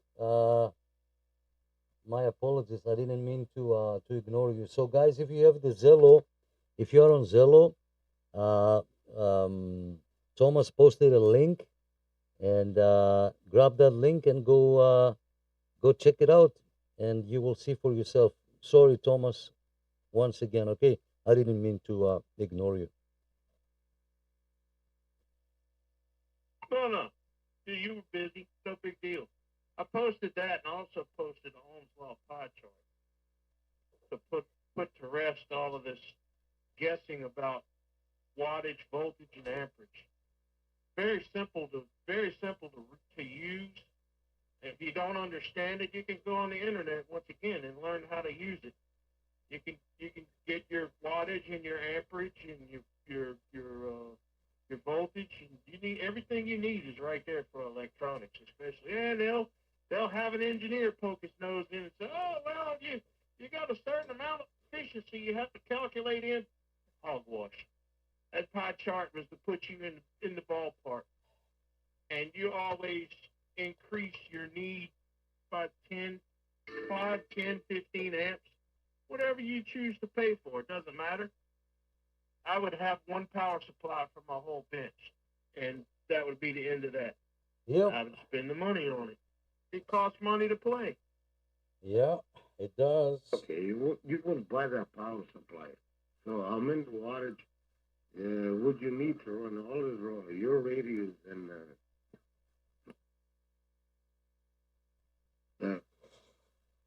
yeah. Over there, your place. I'm old-fashioned. Core transformers. Pump it up, Mr. Bill. Pump it up. For the switchers. Yeah, they might be cheaper and yada, yada, yada, but will they last as long under the amount of duty cycle that I'll put them through? That's my question. And I haven't seen many of them last very long. The switchers last very long. I'm old-fashioned too. That's why I got 2 power old-fashioned. running one thing and running one other. I don't buy the big stuff. I got a Radio Shack supplying power to my for this anything called 5 2N. Yeah, that's what I run, the 25 amp Radio Shack.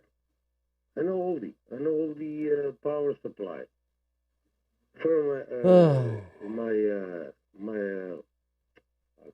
brain is going. Yeah, yeah, little things like that. Yeah, I'm running old stuff into new stuff. Yeah, I got a power.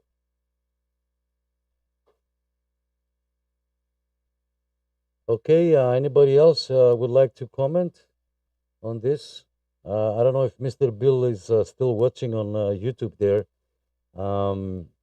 We're talking about coax length patch cables and jumpers.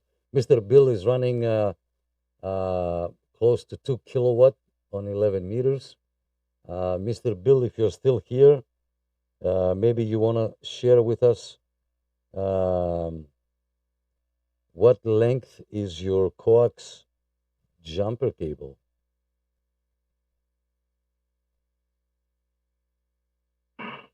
Mr. Bill's been running that for 20 plus years, so he's definitely got color.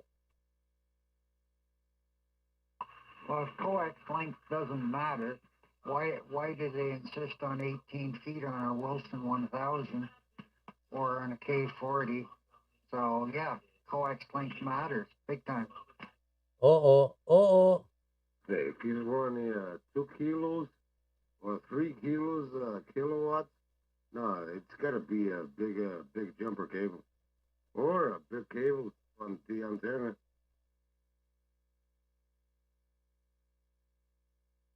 I don't know about anybody else, but my coax can come out of the bottom of the antenna and the match is still 1-to-1.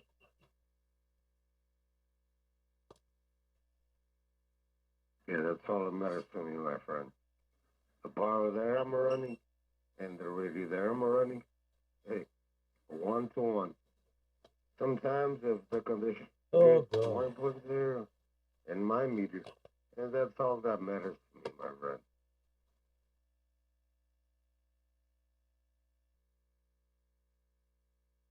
Length of coax means everything. You can have your antenna tuned, but if your coax length is too long, it throws everything off because that's where all your loss is. Yeah, you lost, but that doesn't affect the tuned circuit. If it's 50 ohms, it's 50. It's the resonant wavelength. That's why it's 18 feet. Those are 102 inch increments. So the 102 inch steel width is a quarter wave, and you get your half wave. It's the wavelength. That's why it's 18 feet per vehicle. It's making it 3 lengths of 9 would be way too long. But you could do it that way if you wanted to. 9 feet wouldn't be long enough to get anywhere in the vehicle. 18 feet, the 2 lengths of 9, 2 lengths of 102 inches is good enough. Well, that's exactly why they use 18-foot coax for trucker antennas. Yeah, 9 feet one side and 9 feet the other side. If that wasn't the reason, then why are they doing it? Why are they doing it? 9 feet is a quarter wavelength. Quarter wave. 102 inch width is a quarter wave antenna from 27 megahertz. And they run the 2 9 foot to 9 foot because that makes a half wavelength between the two of them and keeps it even. Exactly, that's my point. The coax matters. Correct. But from device to antenna, between devices, it doesn't matter. If you're running 2 antennas on your vehicle, you need 75 ohm coax and then down to 50 to do it.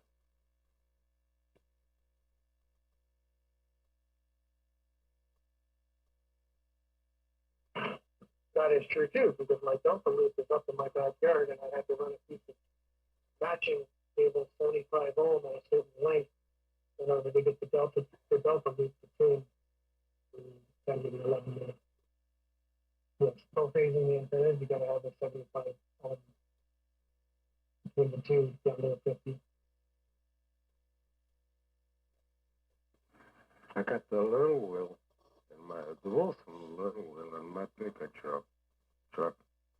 And SWR is 1.3, 1.2. And I'm happy with it. And they got a little lamp, a little full warmer over there.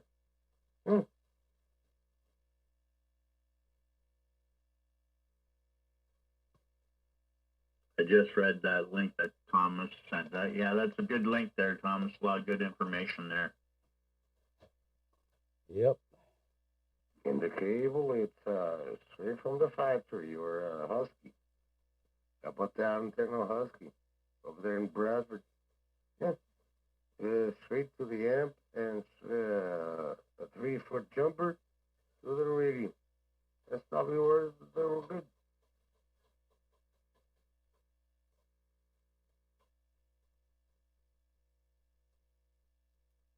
Oh yeah, that's why I forgot that. I gotta think about 2-3 inches out of the little wheel to make the SW work perfect. It's good. It's good on my side. The little wheel.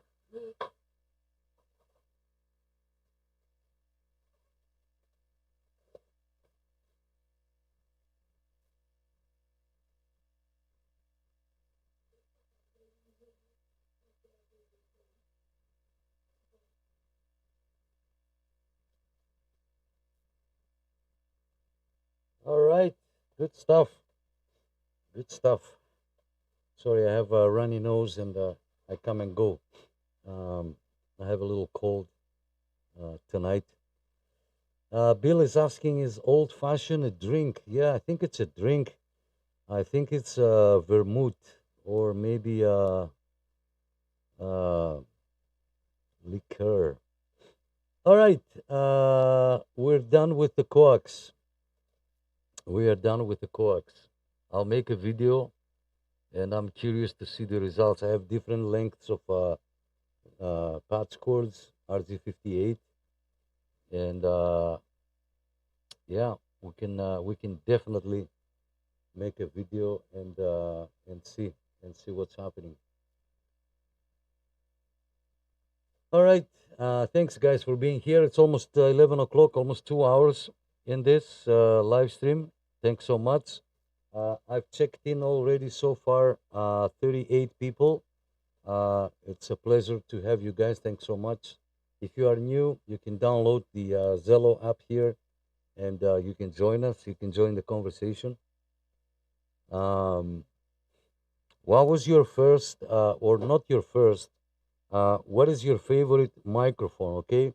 Because I know most of us like to be loud, and when you are on sideband, it doesn't matter which bander you are, 40 meters, 20 meters, 80 meters, 11 meters, 15 meters.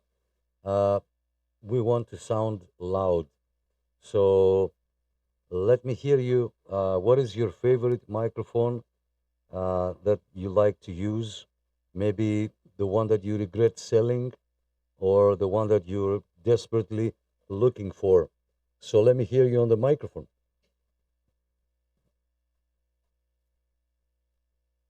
I run a Heil Pro 7 headset.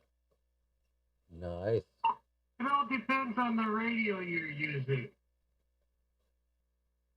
Yes, Mr. Bill, and thank you for coming. Please share with us the coax length, okay? We're talking about, see, we're going back now. The coax, because you're running 2 kilowatts almost, and you told me the amplifier is on another room, okay?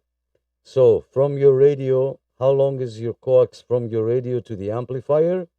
And did you have to lengthen the, make it longer, the coax going from the amplifier to the antenna? Okay, so length from radio to amplifier and from amplifier to the antenna. Go ahead. My experience, that's just me and the research I've done. The length of the coax really only matters when you're using a magma. And it won't make sense, but I have 17 feet. Okay, so I have a tri-mag. Even the bigger the mag mount, even the better. I'm using a tri-mag mount, and I'm running 17 and a half feet of LMR 400 from that mag mount, and then another 100 feet of LMR 400, and down to the box, and then another 20 feet from the box to the antenna switcher. The guy runs so many. I've got two Delta Alpha 4 antenna switchers to run one antenna on 6 radios. So I have tons of patch cords. But the only difference I have found is the length, the initial length that comes off the magnet. The length really only matters when you're using a magnet mount. So, what's the link you're running between switchers? So 17.5 feet from the mag mount to the first cable, which would be 50 feet of LMR 400 down the side of the building to an antenna or to a lightning arrestor that's grounded, and then another 50 feet from that down into the shack, into the box, 25 feet from the box to the antenna switcher. From the antenna switcher, probably 6 feet out of each output on the antenna switcher to each radio. So add it up. A lot. And I've got a 1.2 match. Okay, it all depends on the situation. Yeah, if you're running twice as much I'm running 3 feet. You're running 6 feet, 6 feet between the switcher, yeah, to your amp or radio, right? It doesn't It all matter. depends on, It doesn't cables, matter. yeah. Hey, but at least you're running the same cable that I'm running. It doesn't LMR matter. 400. You can go around with the LMR 400.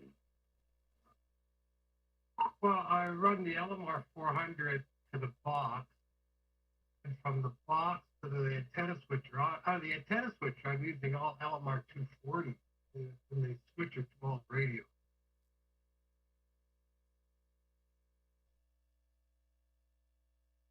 So, what you running to antenna? So, LMR?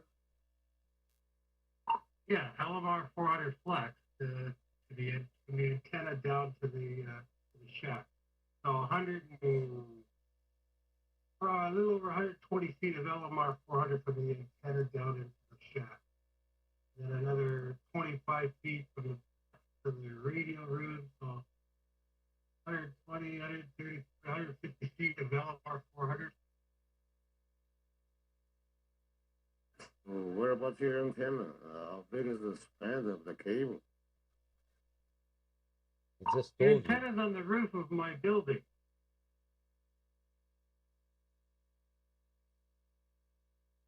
So it's not that a big a span. Yeah. Hey, LMR for me is the best. I don't give a damn what other people think. LMR for 100, it works for me, and I think it'll work for everybody else. Well, LMR 400 is more convenient. I mean, if you go to LMR 600, it's really hard to work with. But because I'm running power and I'm running a lot of coax, LMR 400 is just right for me. Because like I said, yeah, and the bigger the better. You know, I go to half inch, but even LMR 600, but it's just too hard to work with. LMR 400, even those lofts there, with the amplifier and everything, it all works better. So you're running full for LMR 400 stranded or the thick stuff? Well, LMR 400 Flex has the braided center coil, center of feed. The regular LMR 400 is the solid center. Stranded coax is better. Well, it really makes no difference. It's just, it's easier. It goes around corners. That's why they call it flex. It's easier to bend. Well, I know that. I'm an electrician by trade. It does make a difference. Stranded will carry more than solid. But solid seems to work better at higher frequency, too. I run the solid one, the LMR solid. Yeah, I know it's a pain in the ass to bend the cable, but that's the cable that I run. I run RG213 all day long. It'll perform just as good as the LMR 400 will. You're wasting your money. But now RG213 is more expensive than 400. I got another 100-foot that a friend gave me to me. And it's brand new cable with brand new PLs. I don't know what to do with this cable. I gotta put another 100-foot, not 100-foot, goddamn. I'm already 27 feet off the ground, so another 10 feet. Yeah, I gotta use that cable. Will be 37 feet. Yeah, I gotta use that cable. All right. What else? Let's let everybody to talk and share their thoughts and their opinions about. As you heard from Mr. Bill, he's running quite the coax, and because he's on a roof of a building, it has a triple magnet, and yeah, it's pushing 2 kilowatts on a mobile antenna on the roof of a building. So that proves that length has nothing to do.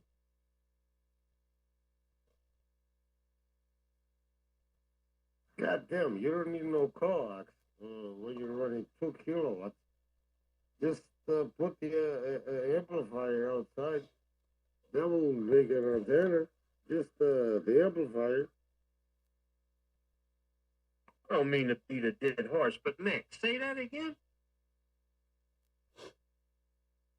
No. If you key up again, I'm gonna bill you. I'm gonna charge you. Okay. So yes, Argon style. Let me check you in. Sorry, Thomas, I will answer. Give me 1 second. My friend, thanks for coming. I'll check you in. You're number 39. Okay, number 39 on the check-ins list.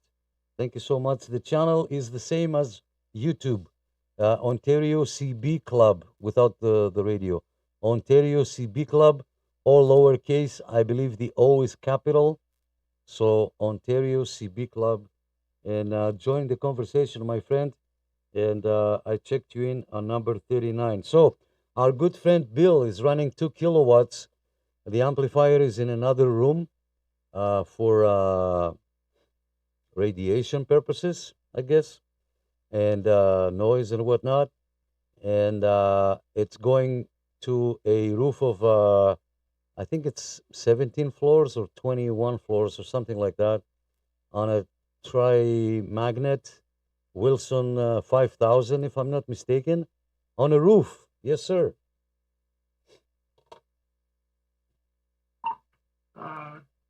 300 feet up. Yeah, Wilson 5000 trucker mount, so it's center loaded. Tri-magma. It's LMR 400. Yeah. 3,000 kilowatts. That's a bomb. With a Wilson 5000. That's a bomb, my friend. Certainly, Thomas, speaking of CB shops, there is a CB shop not too far from me, and the guy up there, he is a really good damn technician. I've heard a lot of the truckers talk about him. I've heard a lot of good reviews of him, about him.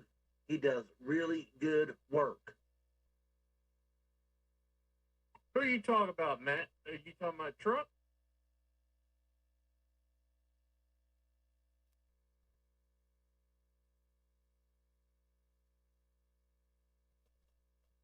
Three thousand kilos with a Wilson.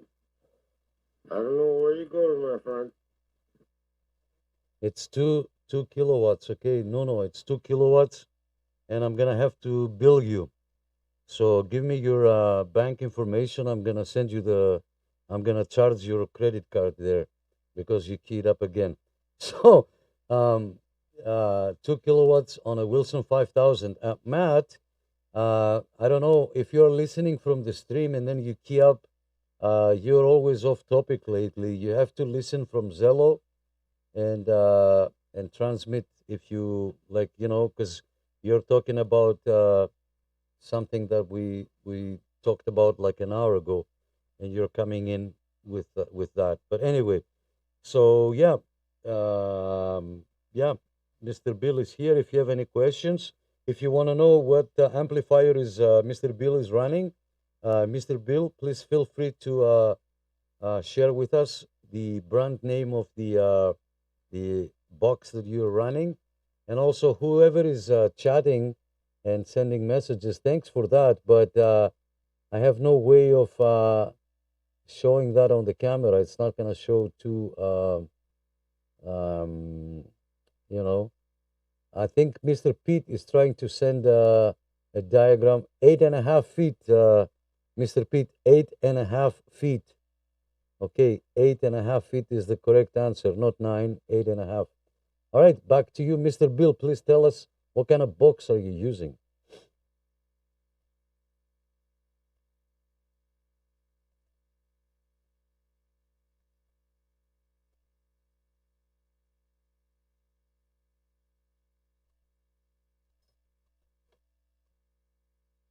Maybe he's up to something.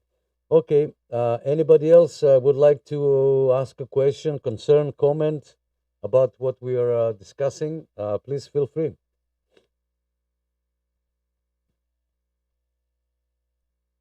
Oh, sorry, my thing froze up. LD Moss made by Thunder Amp. LD Moss, I prefer the LD Moss technology because it doesn't care what your SWR is. A lot more efficient, a lot smarter. It's hard to blow them up, and they work great. Yeah, if you could afford that guy in Indonesia's price. So, what kind of power supply you running, Mr. Bill? 2 kilowatts? What kind of power supply? It plugs in directly to AC.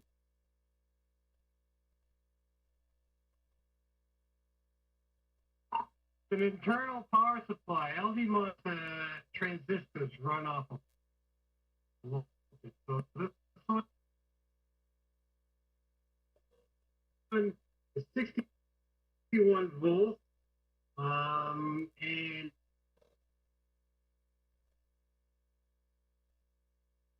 draws very little power. Yeah, the LD Moss devices operate either 56 or 61 volts, depends on which LD Moss transistor you're using. Very efficient. So you're putting out 2 kilos, 2 kilowatts? If I want to, yeah.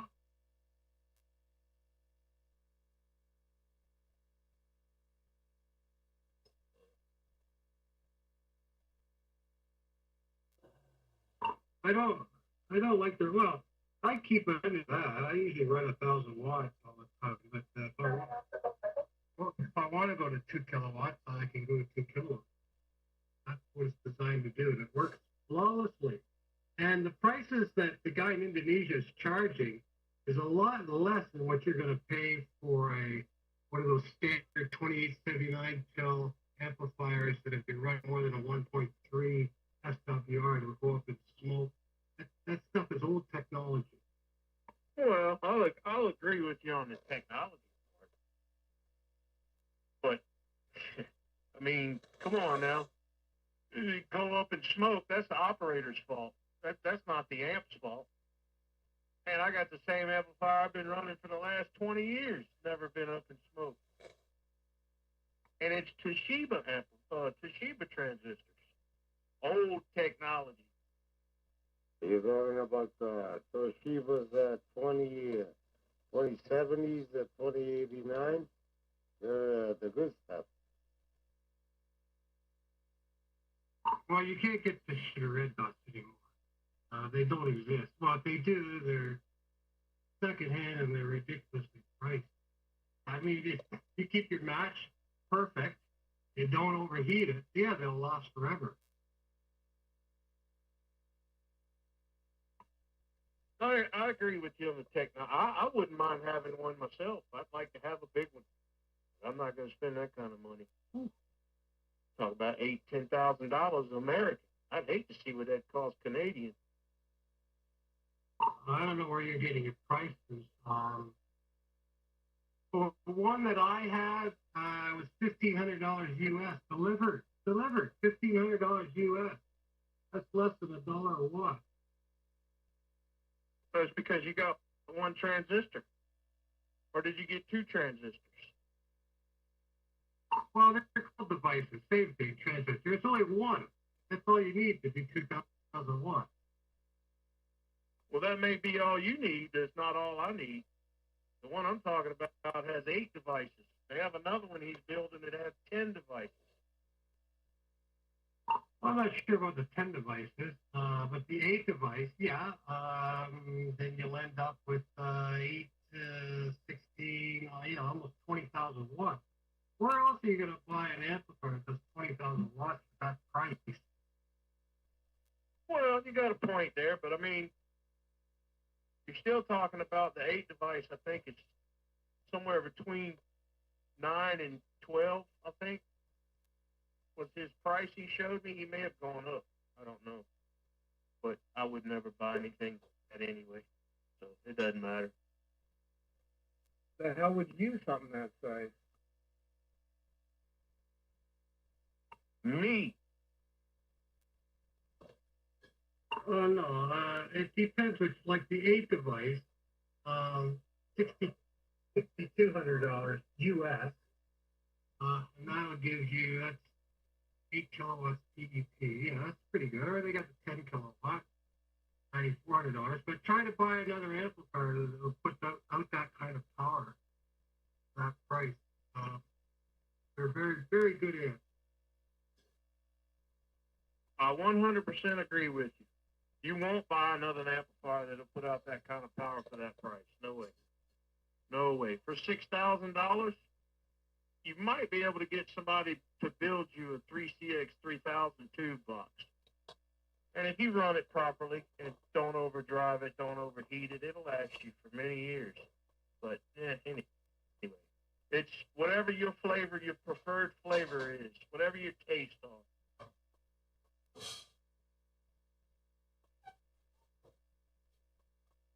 Just get a Boomer 250, and you guys will be happy. And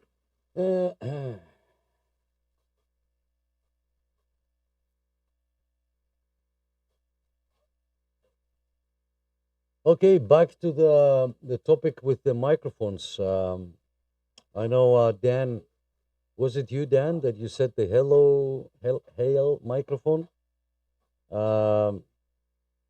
What is your microphone of choice, guys? Well, Nick, I'm going to go ahead. I'm going to leave here now. I'm going to say 73. But my favorite mic is the Shure 5262. Sorry, Oh, 526T, and it's the Series 2. Best mic of my choice. Anyway, probably better than D104s that I have for audio wise anyway. But anyway, we'll say 73 to everybody out there, and have a good weekend all. 73, my friend. Enjoy your weekend. 73s, have a great weekend. I was just looking at prices. Holy cow, RG213 is $1.50 a foot. American. If you guys want cable, look up Infinite Cable up in Markham. Custom make it any size you want. They've got good LMR, all kinds of cables. They have good prices too. I've been wanting to change up. I don't want to buy Belden because you're buying the name. And Times Microwave, I think you're buying the name as well. The foam stuff won't do for me. I've been thinking about checking out that Davis International coax. The military uses it a lot. hi, Francis. Say hello. So it's good for them. It's good for me. Thank you for coming. Happy Friday. We're talking about coax. You gotta watch out too about the PL at the end. Still those brown ones, nothing. Like the white ones. They're Teflon. They're the good stuff, the PL. You'll feel buying cable. Already, 100 foot long. I posted a link in Bello, Infinite Cable. I've been dealing with them for 20 years. They're pretty good. As far as microphones, it all depends on the radio. I've got the Super Sidekicks plus 3Bs, Silver Eagles. It all depends which radio. Thank you, Bill. I agree with the microphones. I got the Yaesu FT710 field radio. I don't think I'm going to put a D4 on it. I would like to put a higher quality mic one day. Thanks for that link. I'm going to go check it out. Thomas, your stock microphone sounds pretty damn good. Well, I just figured out how to readjust the mic gain setting on that radio. And it was down around 35, and I bumped it up to about 50. So that's good to know. Thanks, Dan. I appreciate it. And that's a little stock hand mic. That's nothing fancy.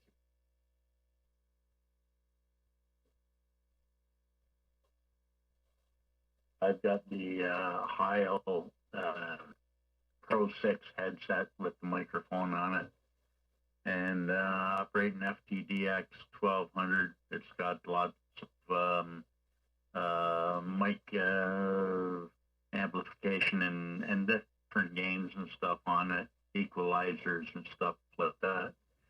Nobody's ever said my modulation's bad, so I'm happy about that. Roscoe, could you send me a Facebook message messenger with the number of that mic? I'd like to check it out. Yeah, let me look it up here.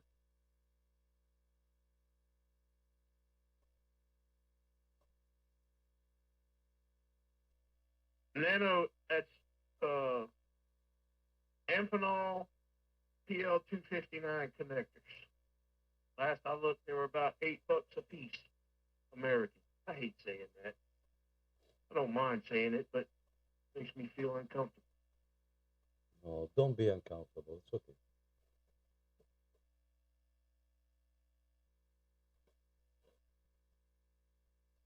Oh. Those connectors are hard to get.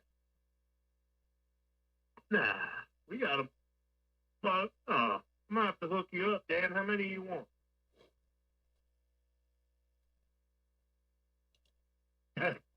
Lots of them. We'll talk. Okay.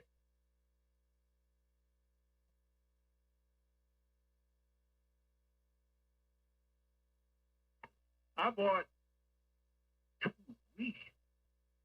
2007 was the last time I bought critical components like that. I bought 16 2879 Toshibas. Wow. And I think I bought 6 of the PL259 Amphenol connectors. That's the high wattage connectors. Those connectors were $6 and something a piece back then. The Toshibas were $35 a piece, brand new. I pay $80 for one end connector. Yeah, but that's an end connector. It's a much higher wattage connector. Guys, 2 seconds. Let me say hello to Maury. Maury, I'll check you in on the list. You're number 40, okay? Number 409 Oscar Charlie 116. Thank you so much for coming. Happy Friday. Go ahead, guys. Sorry.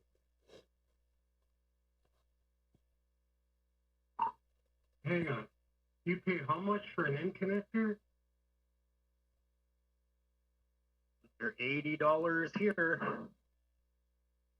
I don't know. Are they made out of gold? I mean, I use all kinds of end connectors on my Delta Alpha antenna switches are all end connectors.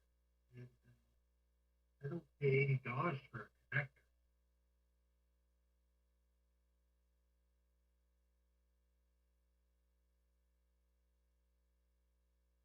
I guess that's what you get for living in BC. Wow.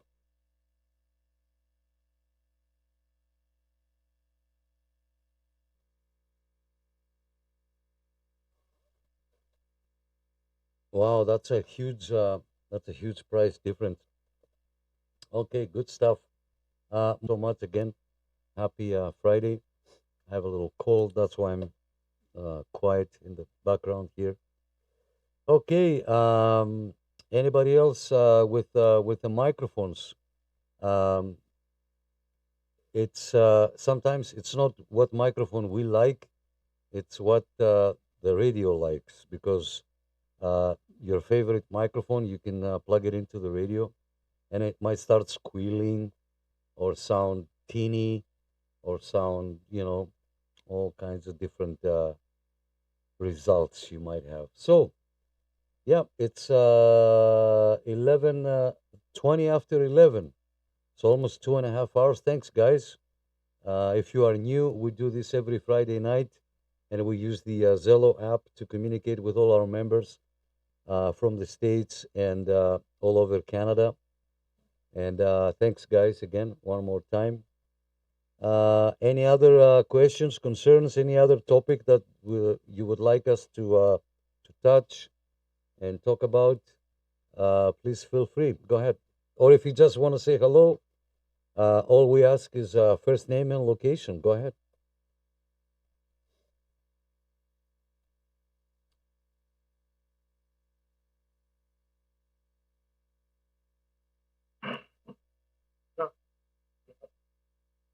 Is there anyone around that fixes 2950? I have an old 2950, first gen. It's like mid 90s, maybe early 90s. That's the one I got in my truck there right now. It kind of works, but I think it was a hack job radio when I bought it. Used off the guy in Oshawa 20 years ago. Maybe even more than that now. It's getting too old. Yeah, I guess it was probably almost 30 years. Anyway, is there anyone around that fixes those? To like recap it, whatever? I'm just kind of trying to find somebody that I can get a price on, figure out how much it would cost. You can message me. Okay, you can message me. I have a couple of guys that might be able to work on it. But if it needs transistors, if it needs finals, they're expensive, they're pricey to get.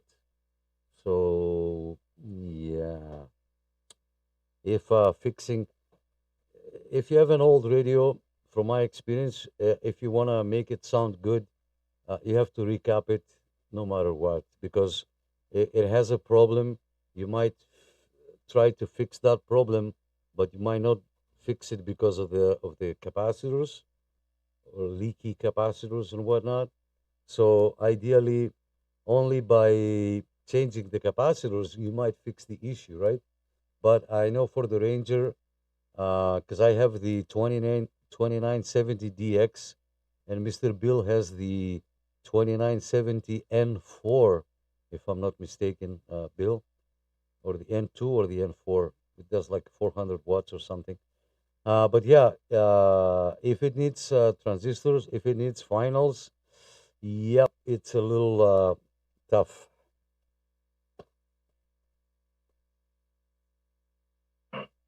No, it doesn't need those. Like I got it here right now. It works. It sounds decent. Runs at 12 watts on AM and 25, almost 30, 26 here on 16 low side. So it's just old. And every now and then my display kind of messes up. So I wanted to talk to somebody and see if they knew.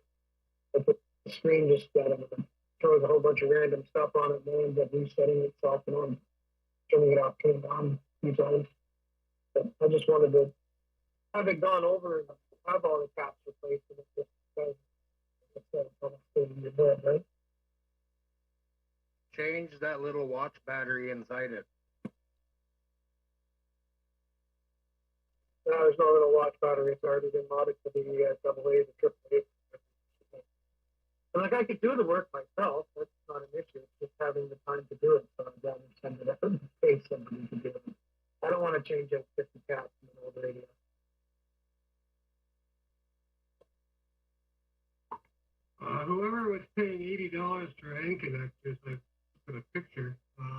Infinite Cable sells them retail rate, and you could have those shipped out to your location for a lot less than $80 per connector. Just thought I'd throw that out there.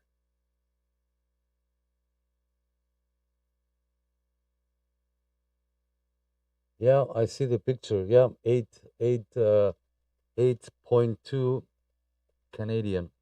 So yeah, that's a better price, obviously. Yeah. So if you want, send me a message, and I can tell my two friends what you need, and then they can tell us if they want to do it or not, or you know how much roughly a job like this will cost, and then you decide if you want. I am I live downtown West, and the thing is, I cannot give you their information, not on the air here, and the reason for that is because they don't do it as their main job, if I may. They do it on the side because they like working on radios. So I don't want to advertise them, and then people calling, why are you calling me? Like they're picky with what they do. So if you want to send me a message, and I'll explain what needs to be done. We still owe a radio to Daryl, because Daryl had an issue with a leaky, not leaky, but a completely out of whack tin capacitor there. Not capacitor. There's a coil with a little ferrite screw inside, and somebody messed with it, and somebody from the States, Panic Attack, was going to send us one, and he never did. Anyway, long story short, but that took some time.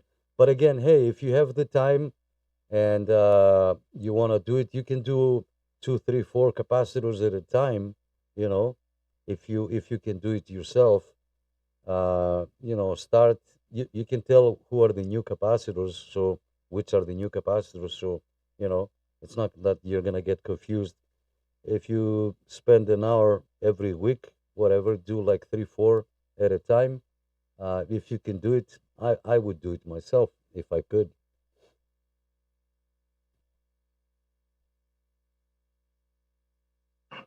Yeah, and depending on the cost of it, I probably likely would because in order to pay for it, or go through, figure out what cost we're doing in order. I got bags and bags and bags of capacity at home in order to do it on the cost. It's not necessarily the capacity change, it's just getting it tuned up. Right? Because I don't have the equipment myself to be tuned it up.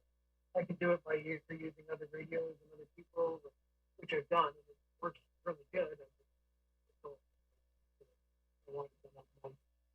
But then to see if pick their brain, that's why I said specifically 2950 to pick their brain on what's going on with the display.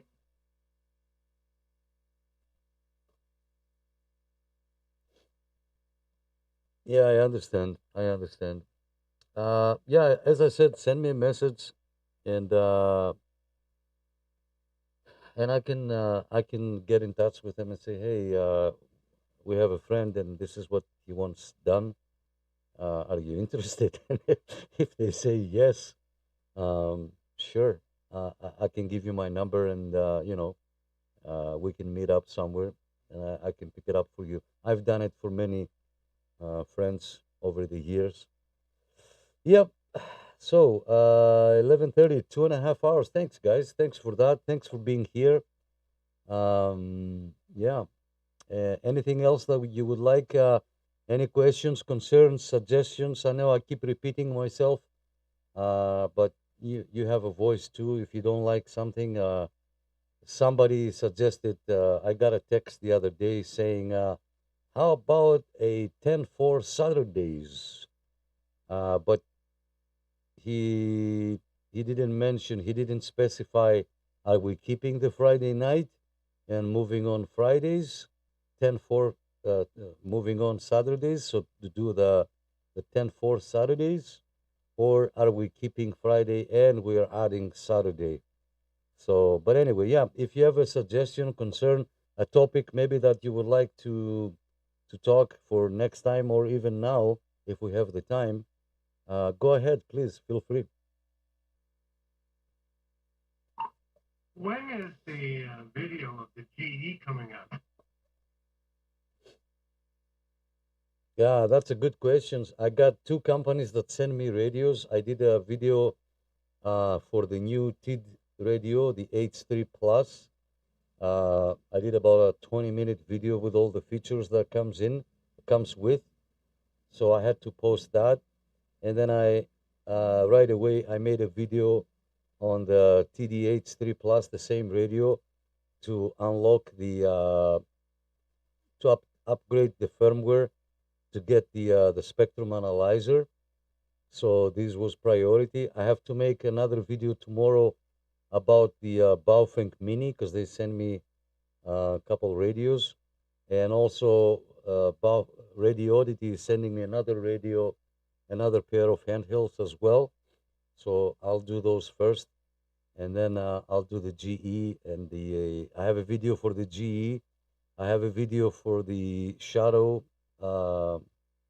Black Shadow base radio, and I have a video for the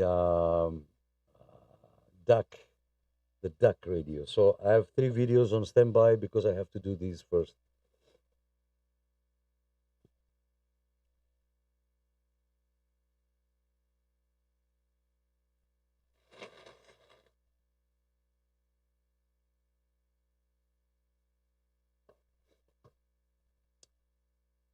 Oh, Thank you. yes, my friend, go ahead. How is the weather there? You are so quiet today. You send us a picture of a little diagram of an antenna. If you're planning to make a dipole, it has to be 8.5 feet. If you're doing a vertical antenna, 102 inches on the dot. 102 inches. Okay, Nick. Okay, thanks. Thanks for acknowledging me just then. I've been madly scribbling and writing a lot of notes, and there's obviously a lot in this live stream about jumpers. I mean, I was googling to find out what that means because I'm the newbie with all the dumbass questions. But just 2 real quick questions to General. I've posted a 3rd picture in the message here on Zello. I get what you're talking about. Just 2 real quick questions. I'm really embarrassed to ask the first one, but I have to ask it. I'm unlicensed. I want to broadcast tomorrow for the first time in 44 years on single sideband. Can somebody advise me on my Radio Oddity what to set so that I can go on to 27, the triple nickel, right? AM, FM, USB, LSB. I haven't got my head around that yet. My second question is, I want to make an antenna. I have everything I need, the copper wire, the RG58, all the fittings, the pole, the works of jerks. I don't care about long term. I don't care about transmitting a beautiful signal or doing anything. It just really means a lot to me to be able to or at least try on my setup tomorrow. If I use copper wire, 2 separate copper wires attached into the S239 or the L259, I don't know which, but I'll figure it out. If I just run 2 separate copper wires, not touching, up my fiberglass surf rod fishing pole for 102 inches, will I be able to transmit on my brand spanking new Radio Oddity Q240 10, 11 and 12 metre CB without blowing it up? And I fully realise I have to break the radio down this afternoon, get a pair of pliers and put the jumper out of the 2 metre holes into the 11 metre holes. Over and out. Thank you. Oh boy. Oh boy. So you unlocked the radio for the 11 meters, right?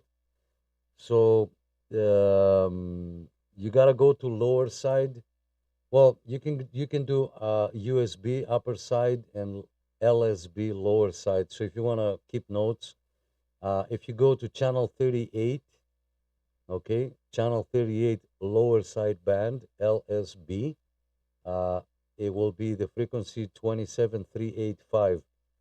You might listen any stations there. It could be from the States, right? Um, and then you can go to 27555, 27555 on upper sideband USB, and that's where the international calling frequency is.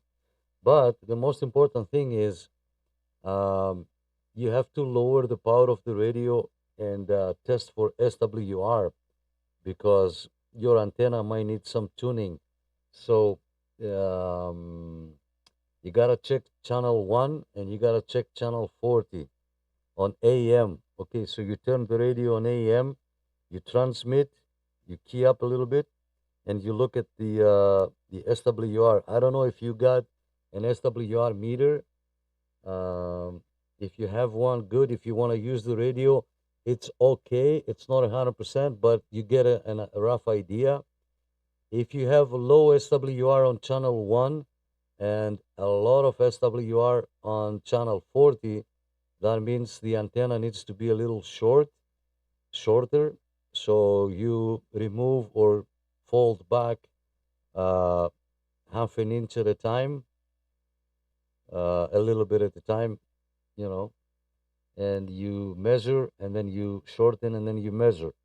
But yeah, tell us if you have an SWR meter. And guys, please, if you have a comment or any suggestion, if I'm, you know, I might be wrong, right?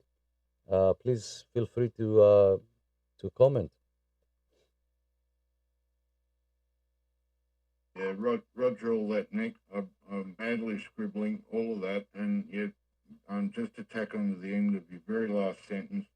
If anyone wants to hit me up, feel free. You're allowed to stalk me on Facebook or anything.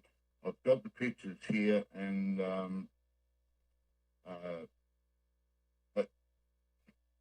I forget what I was going to say. But thank you, Nick. I think there's enough there, mate. Thank you. I appreciate it. That's right. Actually, my swear meter hasn't arrived yet, but I believe there is one into this radio, so I can figure that out. I really appreciate it. Thank you.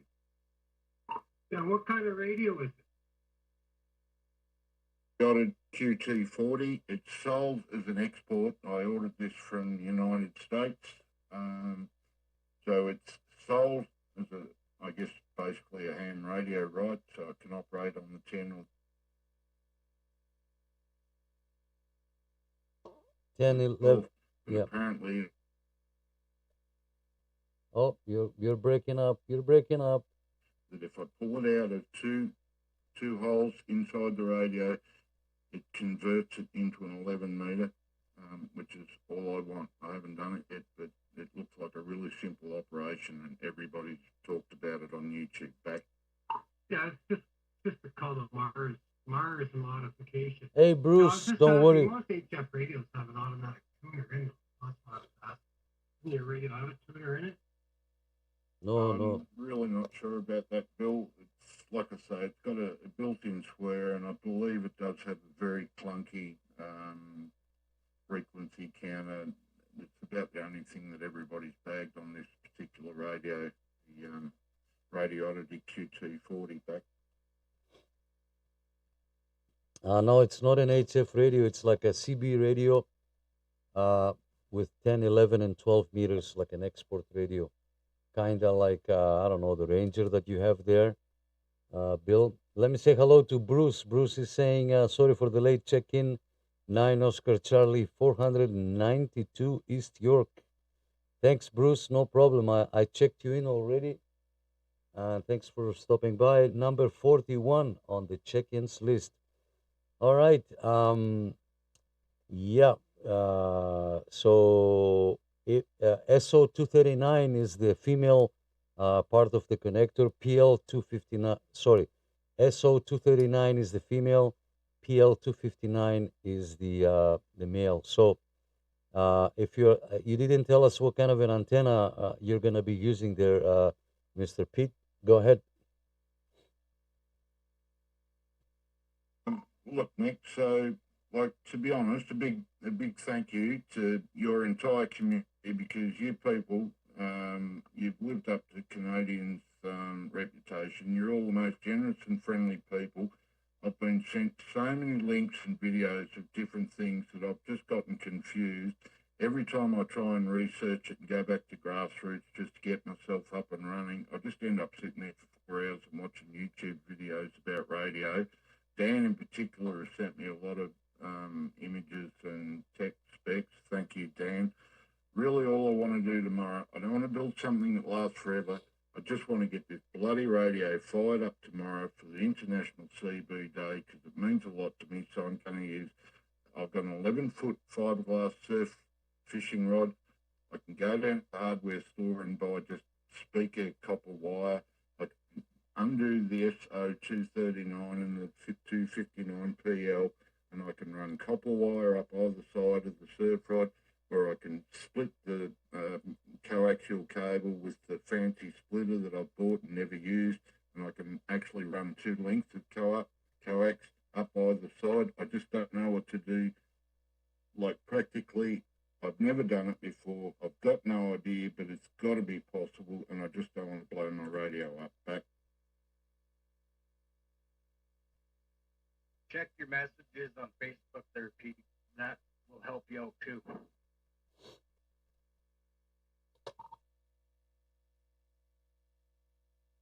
Κύριε Σάβα, καλημέρα σας. Ευχαριστούμε που,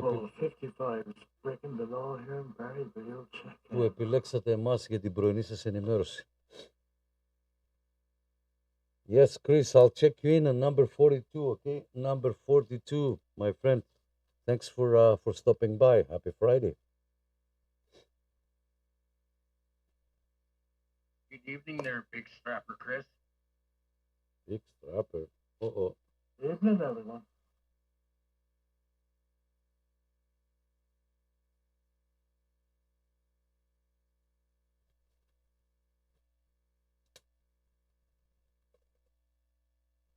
Yes, tomorrow is International CB Radio Day, eh? CB Radio Day. I'm ready. I have my window, my antenna out the window, and somebody commented, somebody posted on our group on Facebook that Bruce posted a picture of DIY halfway CB dipole. So, Mr. Pete, if you want, you can check that out.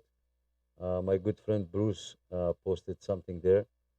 I suggested, I told Mr. Pete already to do like 2 speaker wires, 8.5 feet and 8.5 feet. You know, one on the center coax and one on the outside sheathing, and just either run it horizontal or run it, you know. Yeah, I saw that, Bruce. So yeah, you got to start somewhere, right? And then see how it goes. So somebody posted about the tomorrow's CB Radio International Day, and somebody commented below that there is not going to be any conditions, no contacts to be made. I thought that was hilarious. That was so funny, guys.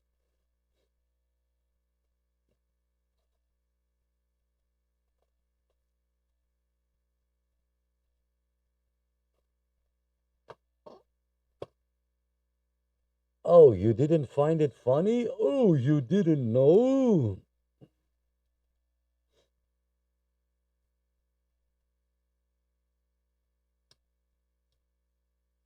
I'm sure the Mexican midget will take full advantage of tomorrow.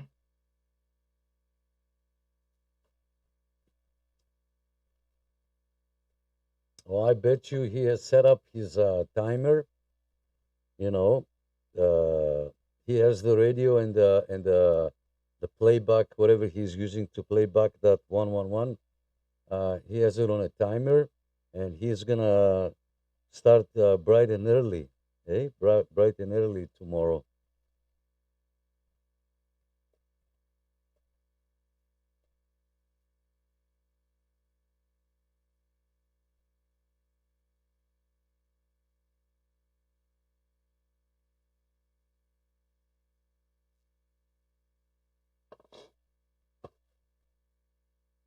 I have a friend that is watching from Greece. Um, let me ask him in Greek if there is any conditions. Κύριε Σάβα, έχουμε πέρασμα, ακούγεται το καφενείο. Έχουμε πέρασμα στο καφενείο. Θα έχω την κεραία αύριο πρωί, δηλαδή κατά τις 2-3 το μεσημέρι ώρα Ελλάδος. Θα βγω εκεί στο 65 να φωνάξω. Έχει πέρασμα? Για γράψτε μας από κάτω.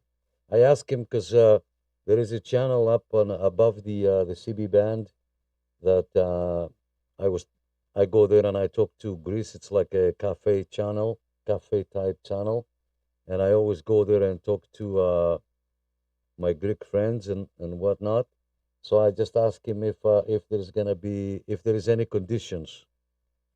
That's what I did in Greek.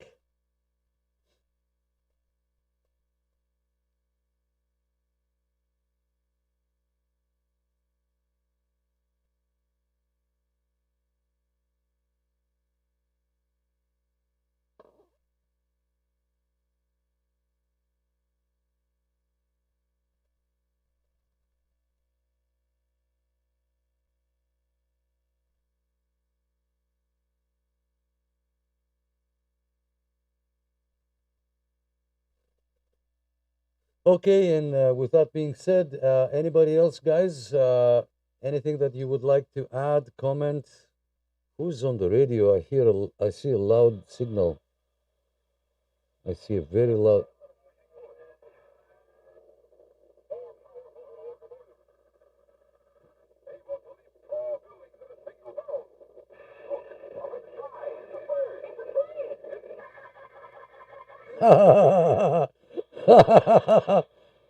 Oh, you're killing me. I know who this is. You're killing me.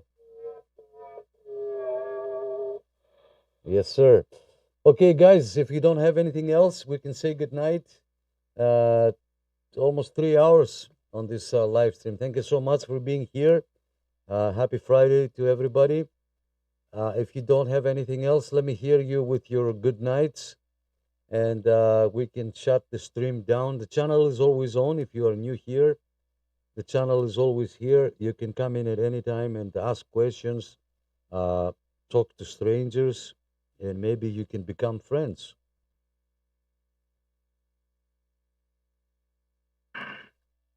Just a wire coming off the I need a 41 ballot change for 50 200 that doesn't match up.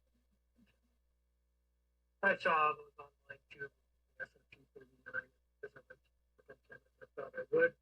So you can't get into that from there. Need a ballot on there. Ballot on.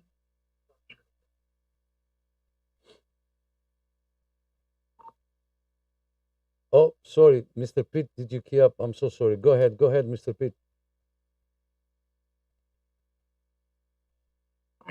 I just disrupted that comment from the fella. I've got no idea what a balun is, but to be perfectly honest, I'm probably just going to wing it with some wire and hopefully not get smoked.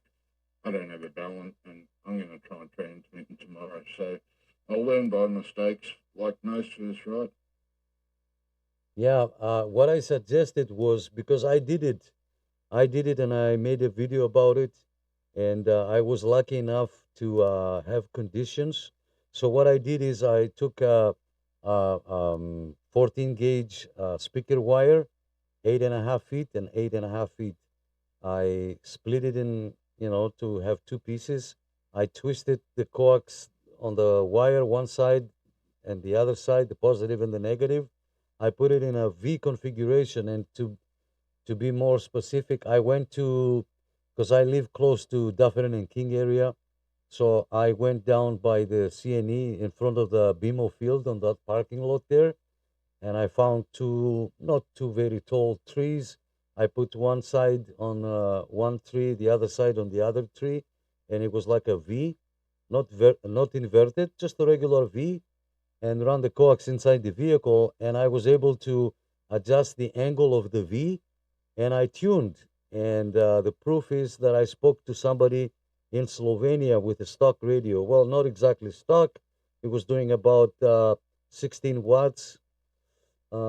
yeah, something like that, 16 watts with a power mic. So without a balun, and again, I was able to adjust the angle of the V, the angle of the dipole, and I did it. And then another time, the same antenna, we put it horizontal, and we tried with not a nano analyzer. I went with my friend Laird LKS Lima Kilo Sierra. We went for PODA, and we made a couple of videos there. So I brought with me that antenna. We put it horizontal, that piece of wire, and we tested with his SWR meter, and it was 1.1. Like it was an amazing match. No balance, no nothing. And that's why I said that's what I suggested to my friend Pete here to do, just to try it and get an idea. Even receiving, you can get the adrenaline pumping. Hey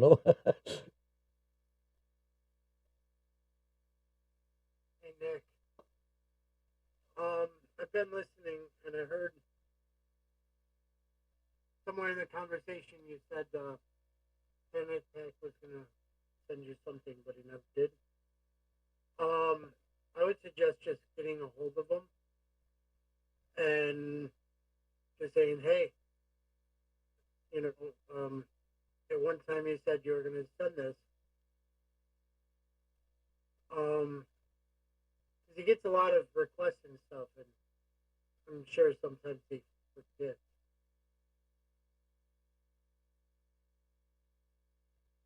Well, yeah, he was gonna send it to us for free, right? Because he happened to have a similar radio that was broken, and those uh, coils, the tin coils, they're specific for the radio, so you cannot put another one, and it has to be the same in order to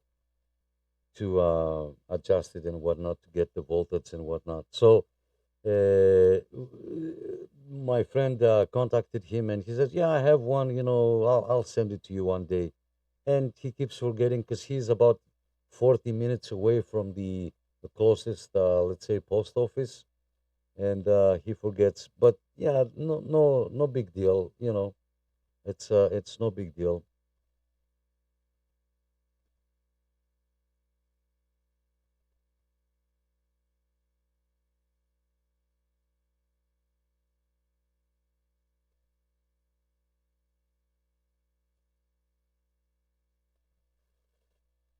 All right, guys. If you don't have anything else, Cody says, "Happy 10-4 day tomorrow. 73 is great show. See ya down the road." Yes, Cody.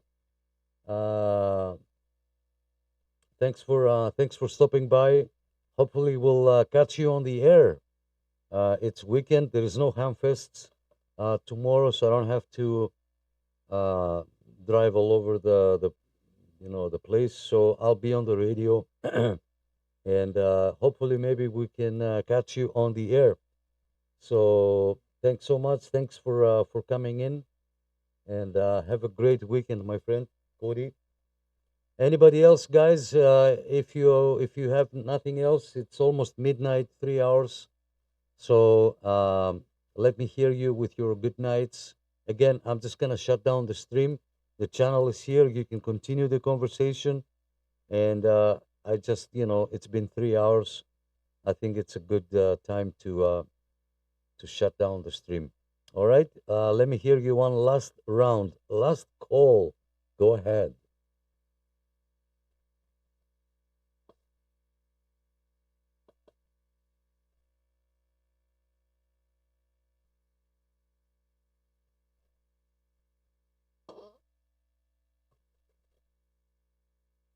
All right. Nobody keyed up. That's fine. Okay, guys, I'm going to say thank you. Thank you so much for being here. I couldn't have done it without you. Enjoy tomorrow's propagation and conditions because we don't know what's going to happen, right? It might be dead. And yeah, if you want to try making contact, avoid busy channels like channel 38. Unless if you're running a kilowatt, then you don't have nothing to be afraid of. All right, I'm gonna say good night, 73. Thank you so much for being here. Have a great weekend and a great week coming up. Thanks so much, 73. Ευχαριστώ. I'll see you on the next one.